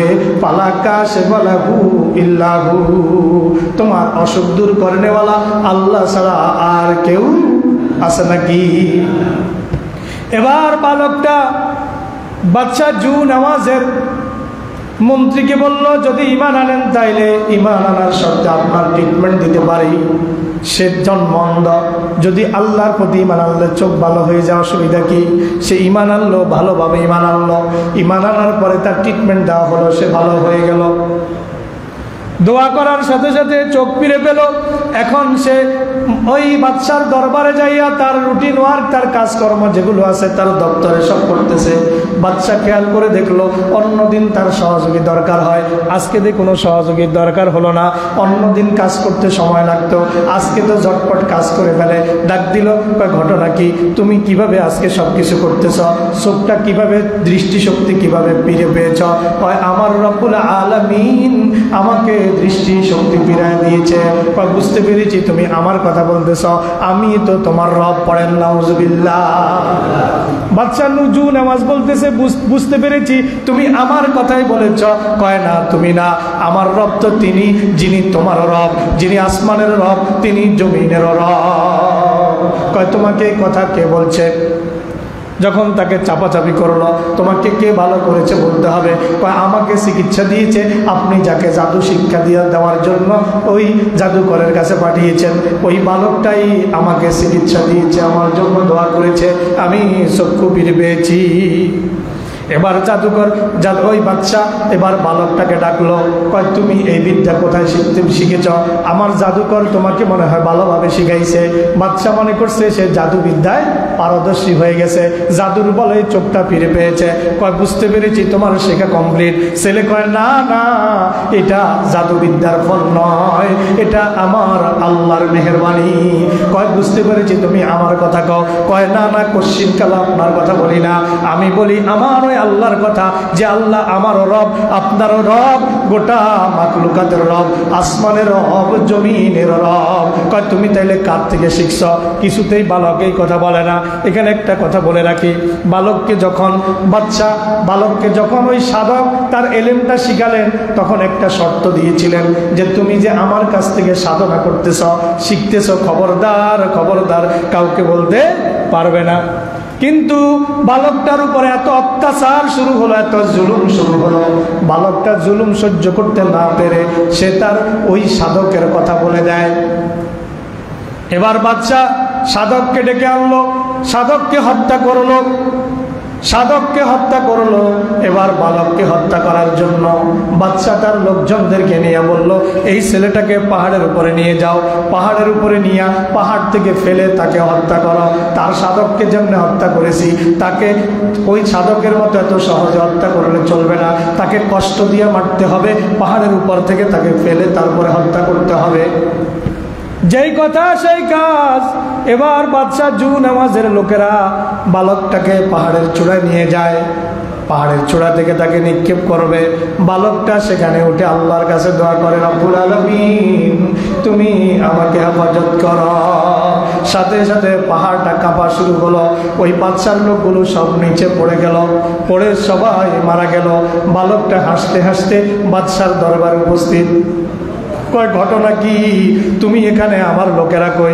আপনার লোকেরা সব পাহাড়ের উপর থেকে পড়ে মরে গেছে, আমার কিচ্ছুই হয় নাই, আমি আপনার সামনে চলে এসেছি। সুবহানাল্লাহ। এবার বলল যে না, তাকে এইভাবে মারা যাবে না। আরেক দল লোক ঠিক করলো, যাও একটা নৌকা, বড় ধরনের একটা নৌকা ভাড়া করো। একটা নৌকায় করে কতজন লোককে পাঠালো, তোমরা একে সাগরের মাঝখানে নিয়ে তারপরে সুবাইয়া মারবা, সাগরের মধ্যে নিক্ষেপ করে মারবা, ডুবাইয়া মারবা। যেই সিদ্ধান্ত সেই কাজ। সাগরের মাঝখানে নিয়ে যখন তাকে সাগরের মধ্যে ফেলে দেওয়া হবে, আল্লাহর কাছে সাহায্য চাইল বালকটা। সাহায্য চাওয়ার সাথে সাথে সাগরের মধ্যে এমন ঢেউ উঠলো, ঢেউর তরঙ্গের মধ্যে নৌকা ডুবে সবাই শরীর সমাধি হয়ে গেল। বালকটার কিছুই হলো না, সে পাড়ে তীরে চলে আসলো। সুবহানাল্লাহ। আবারও বাদশার দরবারে গেল, কয় ব্যাপার কি? তুমি এখানে, আমার লোকেরা কই? কয় তোমার লোকেদের সব শরীর সমাধি হয়ে গেছে, সাগরে নিমজ্জিত হয়ে গেছে, আল্লাহ পাকের মেহেরবানিতে আমার কিছুই হয় নাই। তুমি যদি আমাকে মারতে চাও তাহলে আমি একটা বুদ্ধি দেই, এই বুদ্ধি যদি কাজে লাগাও তাহলে আমাকে হত্যা করতে পারবা, অন্যথায় আমাকে হত্যা করতে পারবা না। আমাকে তাহলে হত্যা করতে পারবে না। কয় কি সে বুদ্ধি বলো? তখন বলল, তুমি সকল রাজ্যের সব মানুষকে একত্রিত করবা, একটা ময়দানের মধ্যে একত্রিত করবা, একত্রিত করে আমার যে তুন আছে, তুন মানে ওই যে খেজুর গাছে আপনার শীতকালে যে যারা খেজুর গাছ কাটে, ওই যে একটা জুড়ির মধ্যে তাদের সেনা রাখে, তীর রাখার জন্য এরকম একটা জুড়ির মতো থাকে তীরন্দাজদের সাথে, এটাকে বলে তুন। বালকটা বলল, আমার তুন থেকে একটা তীর নিবা, তোমার তীর দিয়ে আমাকে মারতে পারবা না। আমার তুন থেকে, আমার ঝুড়ি থেকে একটা তীর নিবা, ওই তীরটা তুমি আমার দিকে লক্ষ্য করে নিক্ষেপ করবা। এই কথা বলে বিসমিল্লাহির রব্বে হাযাল গোলাম, বিসমিল্লাহির রব্বে হাযাল গোলাম, এই ছেলেটার রবের নামে নিক্ষেপ করলাম, এই ছেলেটার রবের নামে নিক্ষেপ করলাম। এটা বলে যদি আল্লাহর নাম নিয়া, আমার রবের কথা বলে যদি আমাকে আমার তীর নিক্ষেপ করো তাহলে হত্যা করতে পারবা। বাদশা দেখলো এই ছাড়া তো উপায় নাই, এই ছেলে যা শুরু করছে আমার তো বাদশাই থাকবে না। এবার বাদশা সকল মানুষকে উপস্থিত করলো, জড়ো করলো। বাদশা নামাজ জড়ো করলো, মাইকিং করে প্রসার করে সব মানুষকে একত্রিত করা হলো।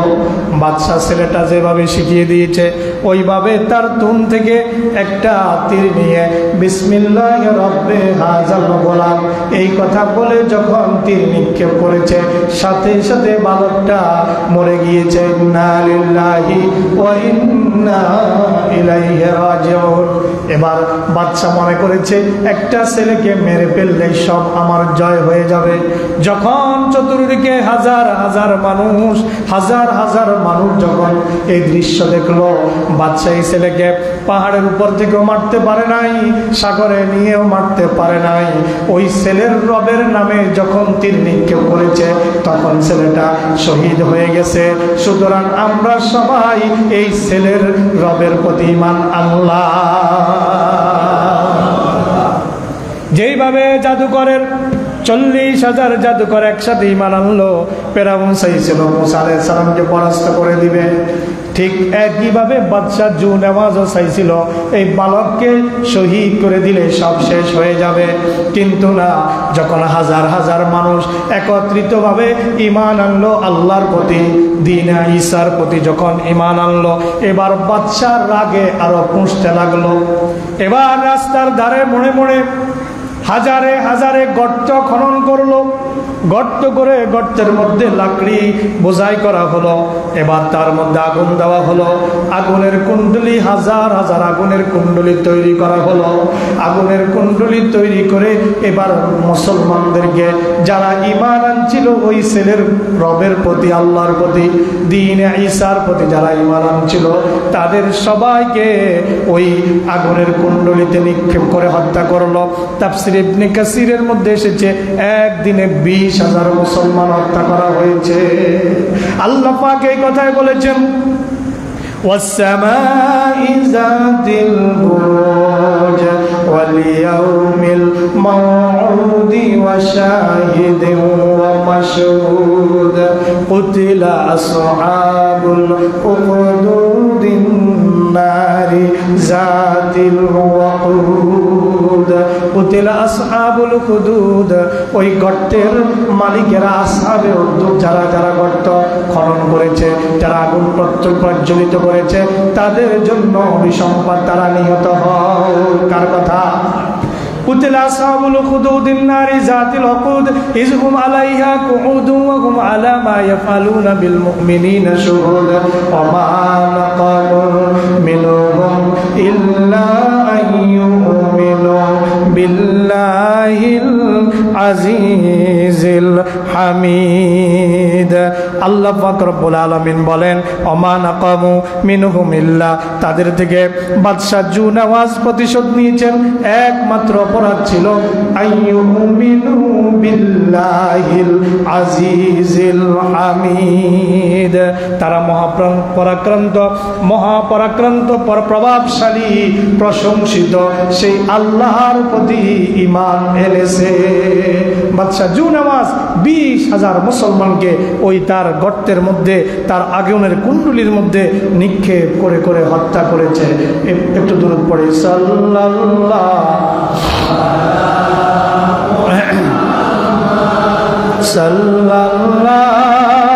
আলাইহি ওয়াসাল্লাম,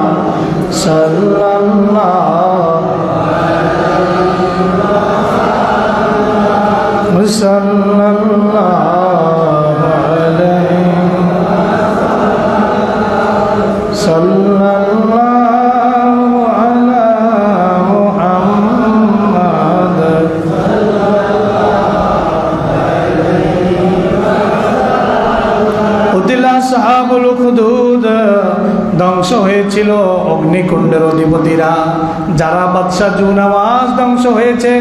এই যে আগুনের কুণ্ডলী তারা বানিয়েছিল বালকের প্রতি ঈমান আনার কারণে, বালকের রবের প্রতি ঈমান আনার কারণে, যেই তারা মুসলমানদেরকে যারা ঈমান এনেছিল তাদেরকে তারা ওই কুণ্ডের মধ্যে হত্যা করেছিল।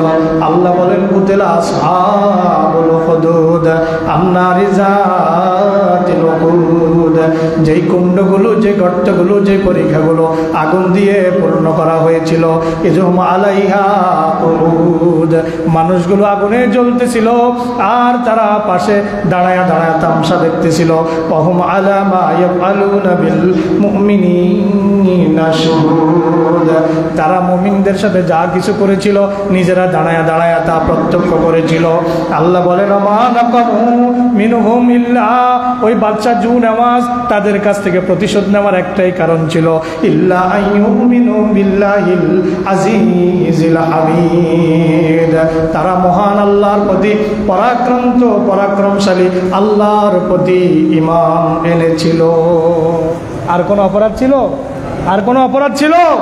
আর কোন অপরাধ ছিল না। অপরাধ তো একটাই, যে তারা আল্লাহর প্রতি ঈমান এনেছিল। ওমা নাকামু মিনহুম ইল্লা আইয়ুমিনু বিল্লাহিল আজিজিল হামিদ। এবার প্রসঙ্গ কেন এটা আনলাম?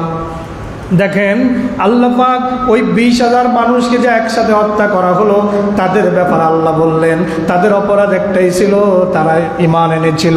আর এই জাদুকররাও ফেরাউনকে বলতেছে যে তুমি আমাদের প্রতিশোধ নিবা, কারণ তো একটাই, সেটা হচ্ছে আমরা আল্লাহর প্রতি ঈমান এনেছি। ওমা তানকিমু মিন্না ইল্লা আন আমান্না বিআয়াতি রাব্বিনা। তুমি আমাদের থেকে প্রতিশোধ নিতে চাও তো এই কারণে যে আমরা আল্লাহর প্রতি বিশ্বাস স্থাপন করেছি। বুঝা আসছে প্রসঙ্গ? এটা আর ওটা মিলছে তো? কথা বলেন, মিলছে তো? এটা হইল ফেরাউন, বাদশা ফেরাউন, ওটা হইল বাদশা জু নওয়াজ। দুইজনেই মানুষকে অত্যাচার করেছে, কারণ একটাই ঈমান। কারণ একটাই কি? ঈমান। ইমানের পথে চললে পরে পরীক্ষা আসে না নাই? কথা বলেন, পরীক্ষা আসে না নাই? ওয়ালানাবলুওয়ান্নাকুম বিশাইইম মিনাল খাউফি ওয়াল জু'i ওয়া নাকসিম মিনাল আমওয়ালি ওয়াল আনফুসি ওয়াস সামারাত ওয়া বাশশিরিস সাবিরিন। আল্লাহ পাক বলেন ওয়ালানাবলুওয়ান্নাকুম বিশাইইম মিনাল খাউফ, আমি অবশ্যই তোমাদেরকে পরীক্ষা করব। যে ইমানদারের জীবনে কোনো পরীক্ষা নাই, বুঝতে হবে সে আসলে প্রকৃত ইমানদার হতে পারে না। আল্লাহর কালাম কি মিথ্যা নাকি? ওয়ালানাবলুওয়ান্নাকুম, যারা মাদ্রাসা পড়েছেন তারা ভালো করে জানেন, লামটা একটা তাকিদ, নুনে সকিনা আর একটা তাকিদ। ওয়ালানাবলুওয়ান্নাকুম, আমি অবশ্যই পরীক্ষা করব। বিশাইইম মিনাল খাউফে, ভয় দ্বারা, ভীতি দ্বারা, ওয়া নাকসিম মিনাল আমওয়ালি ওয়াল আনফুসি ওয়াস সামারাত, তোমার শারীরিক ক্ষতি দ্বারা, তোমার সম্পদের ক্ষতি দ্বারা, তোমার ফলমূলের ক্ষতি দ্বারা আমি তোমাদেরকে পরীক্ষা করব। এত পরীক্ষার পরেও যারা সবর করবে, ওয়াবাশশিরিস সাবিরিন, ধৈর্য ধারণকারীদের জন্য শুভ সংবাদ। কিয়ামতের দিন যদি আল্লাহর কাছে বিনা হিসাবে জান্নাত পেতে হয়, তাহলে সবর করা লাগবে। সবরকারীদেরকে আল্লাহ বিনা হিসাবে জান্নাত দিয়ে দিবে। সুবহানাল্লাহ। সবরকারীদেরকে ব্যয় হিসাবে আল্লাহ পাক জান্নাত দিয়ে দিবে। এবার আমরা হাদিস থেকে একটু জানবো। আনাস রাদিয়াল্লাহু আনহু ক্বালা ক্বালা রাসূলুল্লাহি সাল্লাল্লাহু আলাইহি ওয়াসাল্লাম ইন্না ইজামাল জাযাই মা ইজামিল বালা ওয়া ইন্নাল্লাহা ইযা হাব্বা কওমান ইবতালাহুম। হযরত আনাস থেকে বর্ণিত, আল্লাহর নবী সাল্লাল্লাহু আলাইহি ওয়াসাল্লাম ইরশাদ করেন, ইন্না ইজামাল জাযাই মা ইজামিল বালা, যার পরীক্ষা যত কঠিন হবে তার পুরস্কার তত বড় হবে। যার পরীক্ষা যত কঠিন তার পুরস্কার তত বড়। ওয়া ইন্নাল্লাহা ইযা হাব্বা কওমান ইবতালাহুম, আল্লাহ যখন কোনো জাতিকে ভালোবাসেন, কোনো সম্প্রদায়কে ভালোবাসেন, কোনো মানুষকে ভালোবাসেন, তখন আল্লাহ ওই জাতিকে, ওই বান্দাকে পরীক্ষা করেন। ফামান রাদিয়া ফালাহুর রিদা, আল্লাহর পরীক্ষার মধ্যে যে ব্যক্তি পরীক্ষার মধ্যে, বিপদের মধ্যে আল্লাহর প্রতি রাজি হয়ে যায়, সন্তুষ্ট থাকে, আল্লাহ তার প্রতি রাজি হয়ে যায়। বিপদে পড়ছেন, মুসিবতে পড়ছেন, অসুখ বিমারের মধ্যে, মারাত্মক কঠিন অসুখে বিমারের মধ্যে পড়ছেন, মুসিবতের মধ্যে পড়ছেন, আপনি যদি আল্লাহর এই পরীক্ষার উপরে রাজি থাকেন, সন্তুষ্ট থাকেন, আল্লাহ রাসূল বলে আল্লাহ তার প্রতি সন্তুষ্ট হয়ে যায়। অমান সাকেদা ফালাহু সাকাতু, আর যে ব্যক্তি আল্লাহ পরীক্ষা করলে অসন্তুষ্ট হয়, আল্লাহ তার প্রতি অসন্তুষ্ট হয়ে যায়। আল্লাহ তার প্রতি কি হয়? অসন্তুষ্ট হয়। রাওয়াহু তিরমিজি, হাদিসের মান হচ্ছে হাসান। এটা কোনো জাল জয়ীফ হাদিস নয়, হাসান পর্যায়ের হাদিস। তিরমিজি শরীফ 2396 নম্বর। আরেকখানা হাদিস শোনেন। আন মাসআব ইবনে সা'দ রাদিয়াল্লাহু আনহু আন আবিহি ক্বালা কুলতু ইয়া রাসূলুল্লাহ আইয়ুন নাসি আশাদ্দু বালাআন ক্বালা আল-আনবিয়া সুম্মা আল-আমসালু ফাল-আমসাল। হযরতে মাসআব ইবনে সা'দ থেকে বর্ণিত, তিনি তার বাবা থেকে বর্ণনা করেন। তার বাবা বলেন, কুলতু ইয়া রাসূলুল্লাহ, আমি আল্লাহ রাসূলকে প্রশ্ন করলাম, ইয়া রাসূলুল্লাহ, আল্লাহ রাসূল, আইয়ুন নাসি আশাদ্দু বালাআন, মানুষের মধ্যে কার পরীক্ষা সবচেয়ে কঠিন? ক্বালাল আম্বিয়া, আল্লাহর নবী বলেন সবচেয়ে কঠিন পরীক্ষা আল্লাহ নবীদেরকে করেন। সুম্মাল আমসালু, অতঃপর যারা নেককার তাদেরকে করেন। সুম্মাল আমসালু, অতঃপর যারা নেককার তাদেরকে করেন। ফায়ুবতালার রাজুলু আলা হাসবি দীনিহি, একজন ব্যক্তিকে পরীক্ষা করা হয় তার দিন অনুযায়ী, তার ধার্মিকতা অনুযায়ী, তার মধ্যে আল্লাহ বিরুতা কতটুকু আছে, তাকওয়া কতটুকু আছে, দিনদারি কতটুকু আছে, ওটা অনুযায়ী তার পরীক্ষা করা হয়। যার দিনদারি বেশি তার পরীক্ষা কঠিন, যার দিনদারি কম তার পরীক্ষা সহজ। আল্লাহ নবী বলেন ফায়ুবতালার রাজুলু আলা হাসবি দীনিহি, একজন ব্যক্তিকে তার দিনদারি অনুযায়ী পরীক্ষা করা হয়। ফাইন কানা দীনুহু সুলবান, যদি তার দিনটা মজবুত হয়, কি হয় কথা বলেন, তার দিনদারি যদি মজবুত হয়। ফাইন কানা দীনুহু সুলবান, যদি তার দিনদারিটা মজবুত হয়, ইমানটা বেশি মজবুত হয়, ইস্তাদ্দা বালাহু, তার পরীক্ষাও কঠিন হয়। ওয়াইন কানা দীনুহু রিক্কাতুন, যদি তার ইমানটা দুর্বল হয়, শিথিল হয়, উবতুলিয়া আলা হাসবি দীনিহি, তার দিনদারি অনুযায়ী তাকে পরীক্ষা করা হয়। ফামা ইয়াবরাহুল বালাউ বিল আবদে, আল্লাহ বান্দার উপরে বিপদ আপদ লাগাইয়া রাখেন। এমন কিছু বান্দা দেখা যাবে যাদের বিপদ আপদ লেগেই থাকে।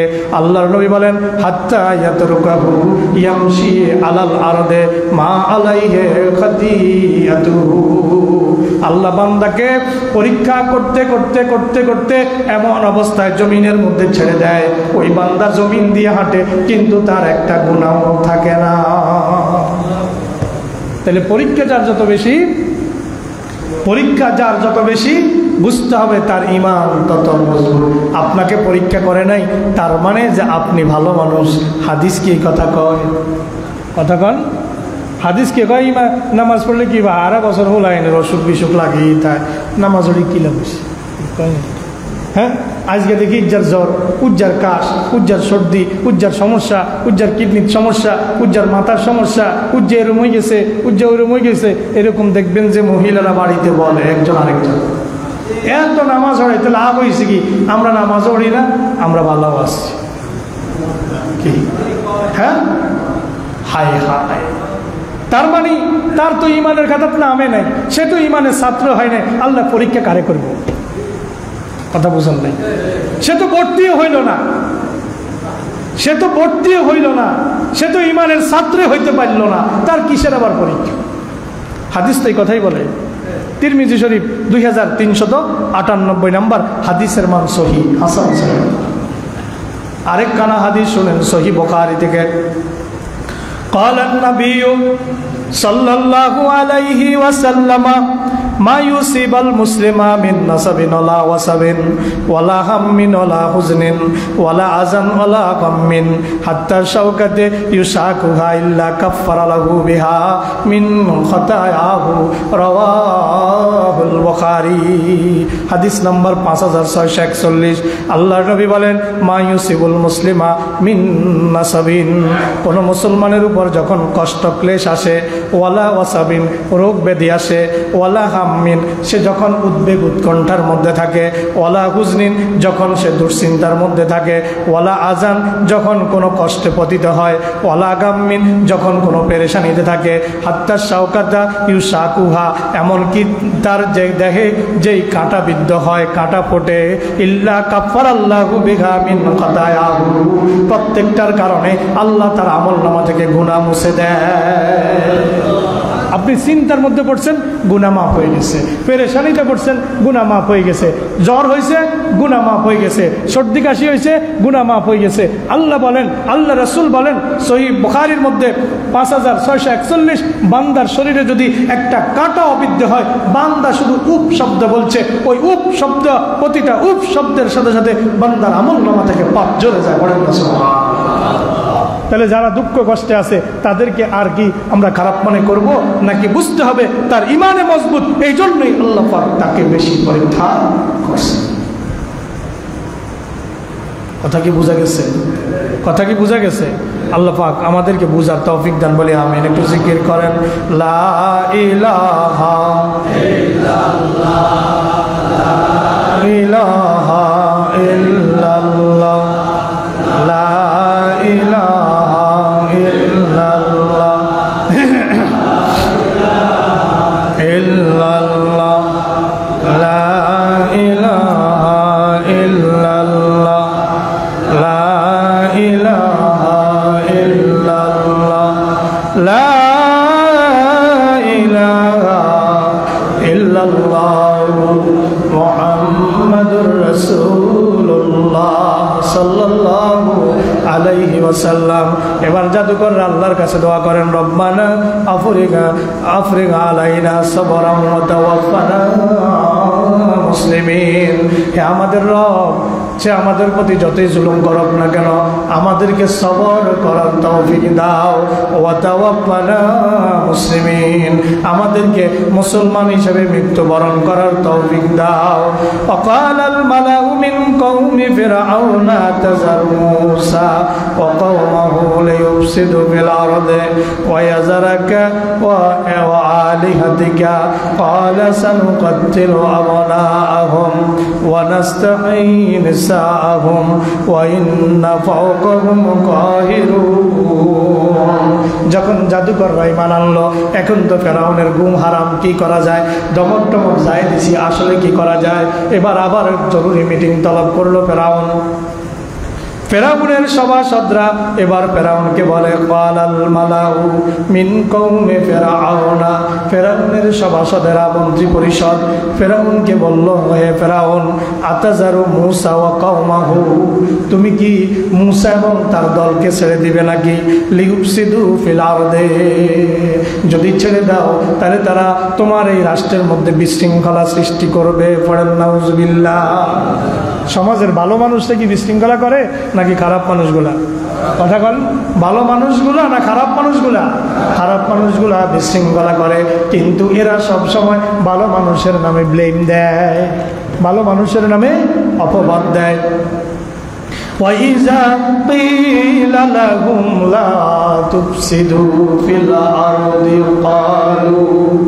قَالُوا إِنَّمَا نَحْنُ مُصْلِحُونَ أَلَا إِنَّهُمْ هُمُ الْمُفْسِدُونَ وَلَكِنْ لَا يَشْعُرُونَ। আল্লাহ পাক বলেন, ইজা কিলা লাহুম লা তুফসিদু ফিল আরদি, যখন তাদেরকে বলা হয় তোমরা জমিনের মধ্যে বিশৃঙ্খলা করিও না, ক্বালু, তারা বলে, ইন্নামা নাহনু মুসলিহুন, আমরাই তো জমিনের মধ্যে সংস্কারবাদী, আমরাই তো শান্তি আনয়নকারী। ঠিক কিনা? তারা এটা বলে। ফেরাউন বনি ইসরাইলের ছেলেগুলাকে সব জবাই করলো, বনি ইসরাইলের মেয়েগুলাকে সব জীবিত রাখলো। এত কিছুর পরও ফেরাউন কয়, ফেরাউনের সভাসদরা কয়, মন্ত্রী পরিষদ কয়, যদি আপনি মূসারে ছাড়ি দেন তাইলে তো মূসা জমিনের মধ্যে বিশৃঙ্খলা করবে। কথা কি ঠিক হইল না উল্টা হইল?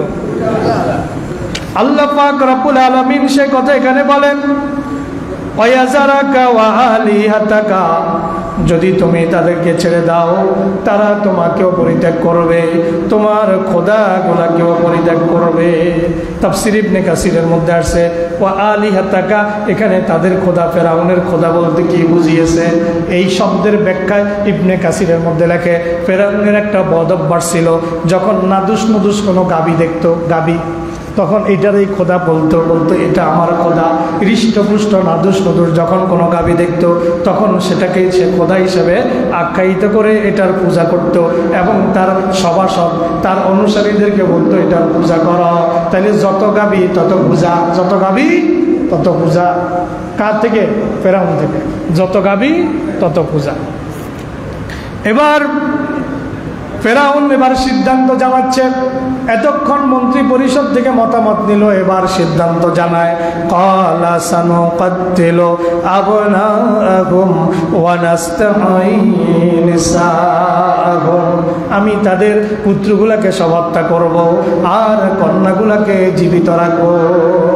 আপনারা মনে করতে পারেন এটা মনে আগের কথা না, আগের কথা না, এটা ওই জাদু প্রদর্শনের পরে, তার জাদুকররা হেরে যাওয়ার পরে মূসা আলাইহিস সালাম যখন জিতে গেলেন তখনকার পরে এখন দ্বিতীয়বার আবার বলতেছে তাদের পুরুষগুলাকে সব হত্যা করব, নারীগুলাকে জীবিত রাখবো। এই কাজ ফেরাউন দুইবার করেছে। মূসা আলাইহিস সালামের জন্মের আগে একবার করেছে, মূসা আলাইহিস সালামের জন্মকে ঠেকাবার জন্য, কিন্তু ঠেকাইতে পারে নাই। এখন যখন আবার দ্বিতীয়বার হেরে গেল, এখন আবার সিদ্ধান্ত নিল যে তাদের কন্যাগুলাকে জীবিত রাখা হবে, তাদের ছেলে সন্তানগুলাকে হত্যা করা হবে। এখন উদ্দেশ্য হলো এইভাবে বনী ইসরাইলের বংশকে নির্বংশ করে দেওয়া হবে। যখন কোনো পুরুষ আর পৃথিবীতে থাকবে না বনী ইসরাইলের, তখন বনী ইসরাইলের বংশ বৃদ্ধিরও কোনো সুযোগ থাকবে না, শুধু মেয়েরা থাকবে, তাদের বংশে বাতি জ্বালানোর মতো কেউ থাকবে না। এটা দ্বিতীয় সিদ্ধান্ত ফেরাউনের, যে আমরা এই পর্যায়ে তাদেরকে নির্বংশ করে দিব। যেহেতু মূসাকে কিছু করতে পারলাম না, আমরা বনী ইসরাইলকে নির্বংশ করে দিব।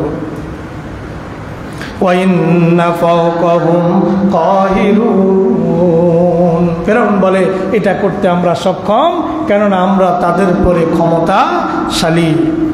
ক্বালা মূসা লিকওমিহি, যখন ফেরাউন তার এই সিদ্ধান্ত ঘোষণা করে দিল, হযরতে মূসা আলাইহিস সালাম লক্ষ্য করলেন তার জাতির লোকেরা বনী ইসরাইল, তাদের প্রতি মূসা আলাইহিস সালামকে পৃথিবীতে আগমনকে কেন্দ্র করে তাদের উপরে যে জুলুম অত্যাচার করা হয়েছিল, তাদের উপরে যে অত্যাচারের স্টিম রোলার চালানো হয়েছিল, তারা সেটা সহ্য করেছেন। এখন আবারও একই শাস্তি তাদের উপরে আরোপ করা হচ্ছে। মূসা আলাইহিস সালাম এবার বনী ইসরাইলকে উপদেশ দিচ্ছেন, ইস্তাঈনু বিল্লাহি ইস্তাঈনু বিল্লাহি ওয়াসবিরু ইন্নাল আরদা লিল্লাহি ইউরিসুহা মান ইয়াশা। হযরতে মূসা তার জাতির লোককে বলেন, ইসবিরু, তোমরা সবর করো, ইস্তাঈনু বিল্লাহি, আল্লাহর কাছে সাহায্য প্রার্থনা করো, ওয়াসবিরু, আর ধৈর্য ধারণ করো, ইন্নাল আরদা লিল্লাহি ইউরিসুহা, নিশ্চয় গোটা জমিনটা আল্লাহর। আল্লাহ যাকে চান তাকে জমিনের মালিকানা বানান, আল্লাহ যাকে চান তাকে জমিনের উত্তরাধিকারী করেন।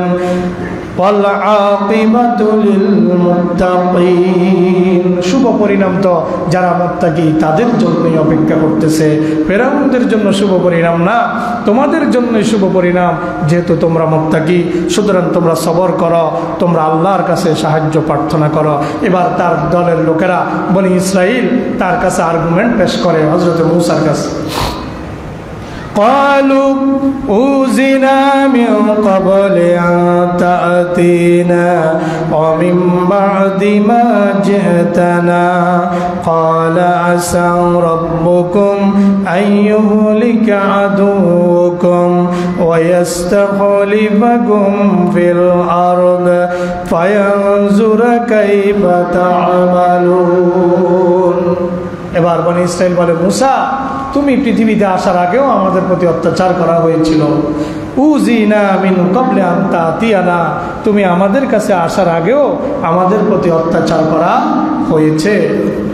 কয় অমিন বাদি মা জিতানা, এখন তুমি আমাদের কাছে আসার পরেও আমাদের উপরে অত্যাচার। ক্বালা আসা রাব্বুকুম আন ইউহলিকা, হযরতে মূসা বলেন, তাদেরকে সান্ত্বনা দিয়ে বলেন, চিন্তার কোনো কারণ নাই, অচিরেই তোমাদের রব তোমাদের শত্রুদেরকে ধ্বংস করে দিবেন। ওয়ায়াস্তাখলিফাকুম ফিল আরদি, এবং তাদের স্থলে জমিনের উত্তরাধিকারী তোমাদেরকে বানায়া দিবেন। তাদের স্থলে তোমাদেরকে জমিনের এই রাষ্ট্রের উত্তরাধিকারী বানায়া দিবেন। ফায়ানজুরা কাইফা তা'মালুন, তখন দেখা যাবে তোমরা কি করো, তখন দেখা যাবে তোমরা কি করো। ওয়ালাকাদ আখাযনা আলা ফিরআউনা বিসসিনিন। এখান থেকে আলোচনা আজকে আর দীর্ঘায়িত করব না। আজকে অন্য দিনের তুলনায় কথা খুব দ্রুত বলতে হয়েছে, যেহেতু লম্বা ঘটনা। অন্য দিন এই টাইমে যত কথা হয় আজকে তার 1.5 গুণ বেশি হয়েছে। কথা আমি বলছি, আমি তো বুঝি, কথা আজকে দ্রুত বলছি বেশি, ঠিক কি না? তো আমরা এই পর্যন্ত আসলাম যে তার জাতিকে যখন বলা হলো, যখন জাতির লোকেরা বলল যে তুমি আসার আগেও আমাদেরকে অত্যাচার করা হয়েছে, তুমি আসার পরেও আবার অত্যাচার নেমে এসেছে, হযরতে মূসা বললেন, ধৈর্য ধারণ করো, অচিরেই তোমাদের রব তাদেরকে ধ্বংস করে দিবেন এবং এই রাষ্ট্রের মালিকানা তোমাদেরকে দান করবেন, তখন দেখা যাবে তোমরা কি করো। এরপরে বনী ইসরাইলের উপরে ফেরাউনের সম্প্রদায়ের উপরে এরপরে আপনার দুর্ভিক্ষ নেমে এসেছিল।